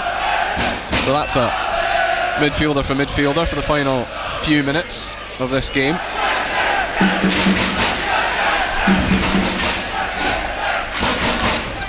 I do think that both officials put the wrong numbers up there, but it doesn't really matter in the end. Tyrell Newton leaving the pitch, being replaced by number 29, Frank Noble. Throw-in is going to be for Dagenham, midway inside their own half. No, he's not happy. No, he's not happy, but he's thrown the ball back to Gray. So it's a throw. I wondered why on earth that was being given as a throw for Dagenham. It wasn't. But after all that, a long throw from Gateshead and it's out for a Dagenham goal kick. Frank Noble's job in the next 5 minutes is just to make life very difficult and be really annoying up front at Gateshead. Well, it is. It is, that's what he's there to do. No, that's right. There's more to what he's all about, yes. There's more to him than that. He's a better footballer than that, but in terms of immediate tasks, make life difficult. Gateshead win the heading battle on the halfway line. Silas Fleming lays it off and the head to Johnson. It's a game of head tennis, isn't it? We've had 10 headers in a row here. Yeah. Ball is now at the feet of Oscar Rutherford, the right wing back. Does well to get round the outside of Johnson and then knock it up towards Lapalo B. Dagenham up towards the edge of the penalty area. Hill cuts back on his right foot from the left hand side. That's a foul, that. Tugs back Regan Booty on the edge of the Gateshead penalty area. 2 minutes to go of the 90. And Gateshead can breathe a little bit more easily. Booty, you're right, Colin. You mentioned him before. He's been outstanding. I mean, he's a quality player, but has he put it in today? He has. Not only did he make the second goal, I mean, he's involved with all the play, all the good things that have happened for Gateshead. He's been involved with it. Minute and a half of the 90. Free kick taken by George Shelby in the edge of the Gateshead penalty area. Knocks it long up towards Ben Warman. It's over his head actually, but he's still going to be able to chase the bouncing ball. Put Callum By under pressure. That ball's not going out for a goal kick, so the defender has to do something with it. Yeah, Ben Warman tugs at his shirt, and it's a free kick. But Dagenham down by their own left-hand corner flag. Just a bit frustrated there he was. Oh, I'm curious about this. Who's the man of the match award going to? Tim Akinola, the man who only played about 55 minutes, gets the man of the match award. Oscar Rutherford's won it back for Dagenham down the right hand side. Though into the box, crossed, headed clear brilliantly by Robbie Tinkler, but the move has not finished. Conor Lawless picks it up again for Dagenham, wide on the right hand side, up against Hannant, level with the edge of the penalty area, clip down behind. There's a chance for the cross to come in, and it's headed clear again by Tinkler, only as far as Hill. Fire towards goal, good save from Shelby, and holds on to it. Brilliant save. Wonderful save. Absolutely, probably the first save he's had to make, and it hit his chest, but then he was straight on top of it. Quality save, great effort and all, brilliant shot. It was good work down the right from Rafik Khalil, cut it back, it was half clear, good header from Robbie Tinkler, not for the first time, but fired towards goal, and a very good save down low to his right hand side from George Shelby. I don't mean any disrespect to Tim Akinola. I've no idea why he's been named as the man of the match. Well, that's a strange one. Well, he's played 65 minutes, you know. 4. We are going to have 4 additional 4 added minutes that are going to start in about 10 seconds time. I mean, he did play well, and I mean, he scored. Yeah, was it his debut? Yeah. It was. Yeah. Yeah. Yeah, 4 minutes. Confirmation then. 4 minutes. 4 minutes that Gateshead must survive. For be a long 4 minutes. Don't say that. 4 minutes additional time. 4 minutes. Gateshead have the ball in the Dagenham half. This is going to be a nervier 4 minutes than it should have been. Than we thought it would be at half time. Lewis Young, the Dagenham manager, complaining it's only 4 minutes. He may have a point given that we've had 9 substitutions. Well, that's right. I mean, but not all separate. There was 3 came on, 3 together, didn't they? Yes. You know? Yeah. Gateshead have got the ball down by the Dagenham defensive corner flag on the left, which is exactly what they want. Kenton Richardson being tugged off the ball right in front of the assistant referee, who gives nothing. Can they keep it in there? Well, that is the aim. Yeah. For the remaining 3 1/4 minutes. would be a huge 3 points this for Gateshead. 8 games without a win, 6 defeats in a row before today, 4 home defeats in a row before today.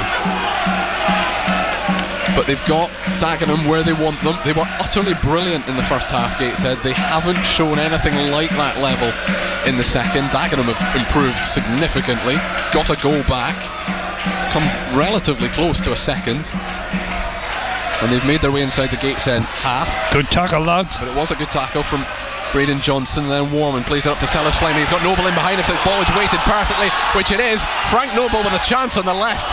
It's a very good covering tackle from Oscar Rutherford. And a good save. And Jake Turner dives on it. Real good tackle that was. You were just lining up to shoot, put him off. Yeah, that would have been it. But Dagenham go long as a very late sliding challenge from Regan Booty there. Always gives a free kick to Dagenham. Yeah, but that's because Regan Booty came sliding in from a mile away. He's hurt himself as well. Well, that's two different things. Regan Booty made the challenge. Yes, he's back up on his feet. After the whistle went, there was a collision that knocked Kenton Richardson No, it's over. Kenton Richardson I thought was Booty. But he is fine. No, the foul was given against Regan Booty, and this, with exactly 2 minutes of the 4 played and to play, a dangerous free kick for Dagenham. Got to defend this. Probably about 35 yards from the goal in a straight line, but it's to the right of the centre. Lawless is thinking about this one left-footed. But they've got a few options. They've got plenty of options along the 18-yard line as well. It's taken by Khalil towards the far post. It's up in the air by Gateshead. Can they get it out of the penalty area? Controlled by Joshua Goal kick. Miller, It's a who goal chests kick. it over the goal line. Kick. Moment of madness from him, trying to claim that the ball had already gone out. But Gateshead have what they want, which is time with the ball in their hands. It'll be a goal kick that eventually will get taken. But Kenton Richardson's gone down with cramp. Frank Noble helping him. They're not bringing the trainer on. The referee basically not letting them bring the trainer on.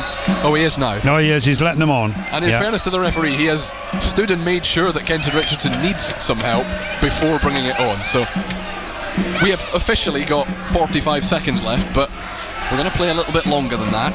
I think he'll have a bit of time on you. Well, he has to, because this should be the final minute of play and we're not playing. So this game not quite over yet. The ball is inside the 6-yard box. The game will restart with a goal kick, but not until Kenton Richardson has been attended to. And I'm assuming from the way he's being treated that this is just cramp. I think it is. I think he's up there with Regan Booty as the man of the match. I think Kenton Richardson in the first half was absolutely imposing at the back and started so many of the moves as well. And we can wax lyrical about who Gateshead were in the first half if they see this through. Correct. Yes. And we hope to get to that point very, very shortly. We've now played the 4 minutes. Luke Hannon's hobbling as well. And is going to come off. Well, he's going to come off to the side because he was given treatment. Forgive me. The entire time he was down, I thought it was Kenton Richardson. No, it is Hannon. Yeah. It's Luke Hannon now. He's got himself back. He's hobbling off the pitch. Will he have to come off? Well, he'll have to come off for at least 30 seconds. 30 seconds. Whether he's able to come back on at all. Yeah. Indeed, I'm fairly sure that is just cramp. George Shelby has played lots of short passes in this. No, he's going long here. Hopefully, it will be the longest he's hit. We're 30 seconds over the minimum 4 minutes. I still think we've got a good 60 seconds left in this game. Long it goes. Frank Noble doesn't win the header, but it comes off Reynolds' head. Gets a throw. Throw in front of the Dagenham dugout for Gateshead. Liam Humbles will take all the time he can possibly justify over this, but it's going to be given back to the ref's Grayson. telling him to speed things up. Grayson with the ball in his hands. This place will erupt. I know it's only a 2-1 win against a team that's 20th in the league, but for everything that has happened, this is a huge 3 point. Not yet, because that whistle wasn't for full time. That was for a free kick. Dagenham have got it on the edge of their own penalty area. They take it short, but they will get the chance to launch it forward once more here. Rafiq Khalil comes and gets it, carries it all the way over the halfway line. Gateshead with one more defensive effort to secure an enormous 3 points. Ben Warman doing the work on the far side. Sellers Fleming intercepts it, knocks it up into. They're looking at the ref. Come on, ref. The referee. He's looking at his watch, deciding there's still time to play. It's a throw in. 95 and a half. Back to the goalkeeper. Another look at the watch from the referee. They go long to Dagenham. Header is won by Luke Hannon. Yes, he's back on the pitch. The ball on the halfway line. The referee has another look at his watch, but still they are allowed to play on. We've played almost 6 now. That's it. An enormous 3 points at the end. An enormous cheer behind us and all. A brilliant first half, a nervy as hell second half. But they have got themselves over the line. Gateshead beat Dagenham and Redbridge by 2-1 at the International Stadium. And the eruption of noise was half joy, half relief, Paul. I think it was more relief than the 6 games since they've won a game. 8 games. 6 defeats in a row. 6 defeats in a row, you're right, yeah. And that's just what they wanted. I mean, to talk about the first half is a totally different story to what we're going to talk about in the second half. But what I think is really excited us is what we've seen in the first half. The class, the quality is still there.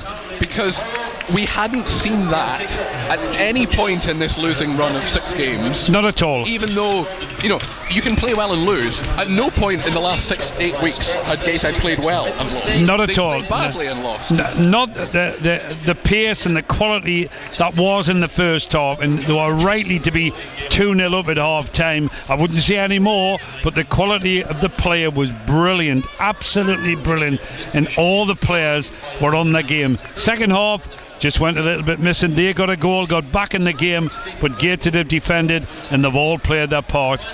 Needs to be a happy night at the Gateshead camp, I tell you. It will be. And I mean, as much as I said the eruption from the crowd was about relief as well as joy, that'll be the feeling in the dressing room as well. They needed to win. Somehow they needed to win, and they have done it. 2 goals in the first half, an utterly dominant first half. Tim Akinola scoring 20 minutes into his Gateshead debut. Luke Hannant did well down the left, cut it back, and Akinola got his left-footed shot on target. Didn't strike it particularly cleanly, but that was the first goal. Ethan Robson scored the second after a lovely through ball from Regan Booty, who is going down the tunnel to applause. So too is Carl Magny and the rest of the coaching staff as well, and the Gateshead players will follow behind. A tricky second half. It, I think, didn't go down as a George Shelby own goal in the end, the one that Dagenham got back. I think they gave it to Josh Rees, but it was bundled in awkwardly from inside the 6-yard box. Dagenham had other chances. They came close a couple of times, and then George Shelby made a brilliant save down to his right-hand side. He takes plenty of applause as he goes down the tunnel as well, because he was one of those in the first half who was absolutely magnificent as well, with the ball at his feet in particular. There is so much joy on the players' faces. Unbelievable, isn't it? Yes. Down the tunnel. And for people who haven't followed Gateshead or are just tuning in and wondering why on earth we're celebrating so loudly a team in 7th beating a team in 20th by 2-1 and clinging on at the end, but the context is so important. Well, it is, and the win keeps them in 7th place, yes, and they're in a playoff position. They've been in a playoff position all season, but they've lost 6 games off the belt. Still in a playoff position, yes, done very well before them 6 games. Can they go on a run now? Can they win the next, is it 5 or 6 games? 5 games to go. 5 games to go. If they can win them, they're definitely in the playoffs. I'm going to apologise in advance to Dominic James, because I'm going to run through the National League scores here to just kind of provide a bit of context to how important this afternoon has been. Most of the games have finished. The one that hasn't quite finished is Braintree, who are leading Barnet, the leaders, by 2-1, but Altrincham have beaten Yeovil. Altrincham scoring in the last couple of minutes. Hartlepool have left it very, very late, but did beat the bottom side, Ebbsfleet. Tamworth, who you and I talked about earlier on, as being on a really good run. They've lost, haven't they? 3-1 at Maidenhead, who are battling down the bottom. Well, that's a good result. Southend, which is useful for Gateshead, have drawn. Look at that result. Wealdstone 2, Forest Green 1. Yeah, that's one of the games that hasn't quite finished yet. So I'm not entirely stealing Dom's thunder because he can do the full-time scores. But as it stands, Gateshead are up to 5th, and that gap to outside the playoff places is now 3 points. It was 1 at the start. The dizzy heights. The dizzy heights of 5th place and 3 points behind Oldham and all that sort of stuff. But the important thing, and we talked about it lots, and we'll talk about it in the local football roundup at 5:40 today as well. Carl Magny said it would be very disappointing if they didn't win today, and they had to win almost however. It didn't matter how it happened. And we're brilliant. We were talking about how brilliant they were in the first half. They weren't in the second, but they didn't collapse. No, they didn't. No. But once you set the standards that high, anything below that is disappointing. And it's the word I would say 9 out of 10 in the first half. I mean, you asked me at half time, who's been man of the match on the first half? Yeah. All of them, right? Couldn't pick a lot out in the second half. There was 2 or 3 of them played very well in the second half to make it a 2-1 victory. But you've spoken to Carl Magnier all week, as you would say, and had great interviews with him. And at the end of it, it's like, we just want to win, Colin. I just want to win. And what has he done? They've just won. They have won by 2 goals to 1. Lots more time to go through this. We're on air until 6 o'clock. You can send us your text messages at 08000 321 333 if it's a WhatsApp message, 81333 if it's a text message. Start them all with the letters BBC. We will be on, like I say, until 6 o'clock. We'll do a local football roundup a little bit longer than normal. It'll be about 5:40 when we come back here to the International Stadium. I will hopefully have had a chat with Carl Magny by then, and we'll hear that as well and go through all the other non-league results from this afternoon. But here at the International Stadium, everyone can breathe and everyone can go home happy because it finished after a long 4 minutes of injury time in the National League, live on BBC Radio Newcastle. Gateshead 2, Dagenham and Redbridge 1. On BBC iPlayer, the last 5 years has just gone bam. Stacey Solomon and Joe Swash are opening their doors to their home. People Cottage is a lot like our relationship, constantly working on it. And their perfectly imperfect family life. We have more arguments parenting together than we do parenting separately. I'd like to get myself down to the level of the kids. You bring them down! Stacey and Joe. We will look back at this time and we'll be like, oh, that was a magical moment. Watch on BBC iPlayer. Total Sport North East. BBC Radio Newcastle. Yeah, what a win for Gateshead this afternoon. Stops the rot. 2-1 winners over Dagenham and Redbridge. Keeps them 5th in the National League table. We'll get some post-match reaction from the Heat Army boss Carl Magnays shortly, as Colin says he's off to try and speak to him now. The non-league roundup will be around 5:40 this afternoon. We'll bring you some other non-league reaction as well. Let's just quickly run you through some of the other results from around the country this afternoon. We'll start in the Premier League at the top, and in the early kick-off it finished Everton 1, Arsenal 1 at Goodison. We're still playing at Selhurst Park between Crystal Palace and Brighton. Palace currently leading 2 goals to 1, 12th minute of added on time. There's been 3 red cards in that match. Palace have had 2 men sent off, Mark Gahey and Eddie Nketiah, and Van Hecker has just been sent off for Brighton as well. So if there's time, I'll keep you updated on how that one finishes. It's finished at Portman Road though, and Wolves have won 2-1. Their big result for Wolves moves them further clear of the relegation zone. At the London Stadium, it's finished West Ham 2, Bournemouth 2, and in the late kick-off in the Premier League, it's Aston Villa against Nottingham Forest. That one kicks off at 5:30. Total Sport North East. On the station with Newcastle and Sunderland commentary exclusively live. BBC Radio Newcastle. Into the Championship then. In the early kickoffs, Sunderland beat West Brom 1-0 at the Hawthorns. Trey Hume with a free kick on 35 minutes, which gave the Black Cats all 3 points. We'll get some post-match reaction to that one shortly. You'll hear from the Black Cats head coach Regis Lebris and goalkeeper Anthony Patterson. There's 2 other early games. At Burnley, they beat Coventry 2-1, and Leeds dropped points away to Luton. It finished 1-1 there. Elsewhere today, Bristol City have beaten Watford 2-1. It finished Millwall 2, Portsmouth 1. Sheffield United dropped down to second after they lost 1-0 away to Oxford. Plymouth beat Norwich 2-1. Of course, Sunderland up against Norwich on Tuesday night. Full match commentary as ever here on BBC Radio Newcastle. It's finished Preston 1, Stoke 1. It's finished goalless between QPR and Cardiff. Hull were 1-0 winners away to Sheffield Wednesday, and Swansea, they beat Derby 1-0. Total Sport North East. BBC Radio Newcastle. Into League One then, and the early kick-off, it finished Reading 1, Wickham 0, Wrexham 3, Burton Albion 0. Birmingham City have beaten Barnsley 6-2 this afternoon. Bolton 1-0 winners over Bristol Rovers. It's finished Charlton 2, Lincoln 2, Stockport County 2-0 winners. They're still actually playing. We're in the 8th minute of added on time there, but they are winning 2-0 away in Devon there. Huddersfield are 2-1 up away to Mansfield. It's finished late in Orient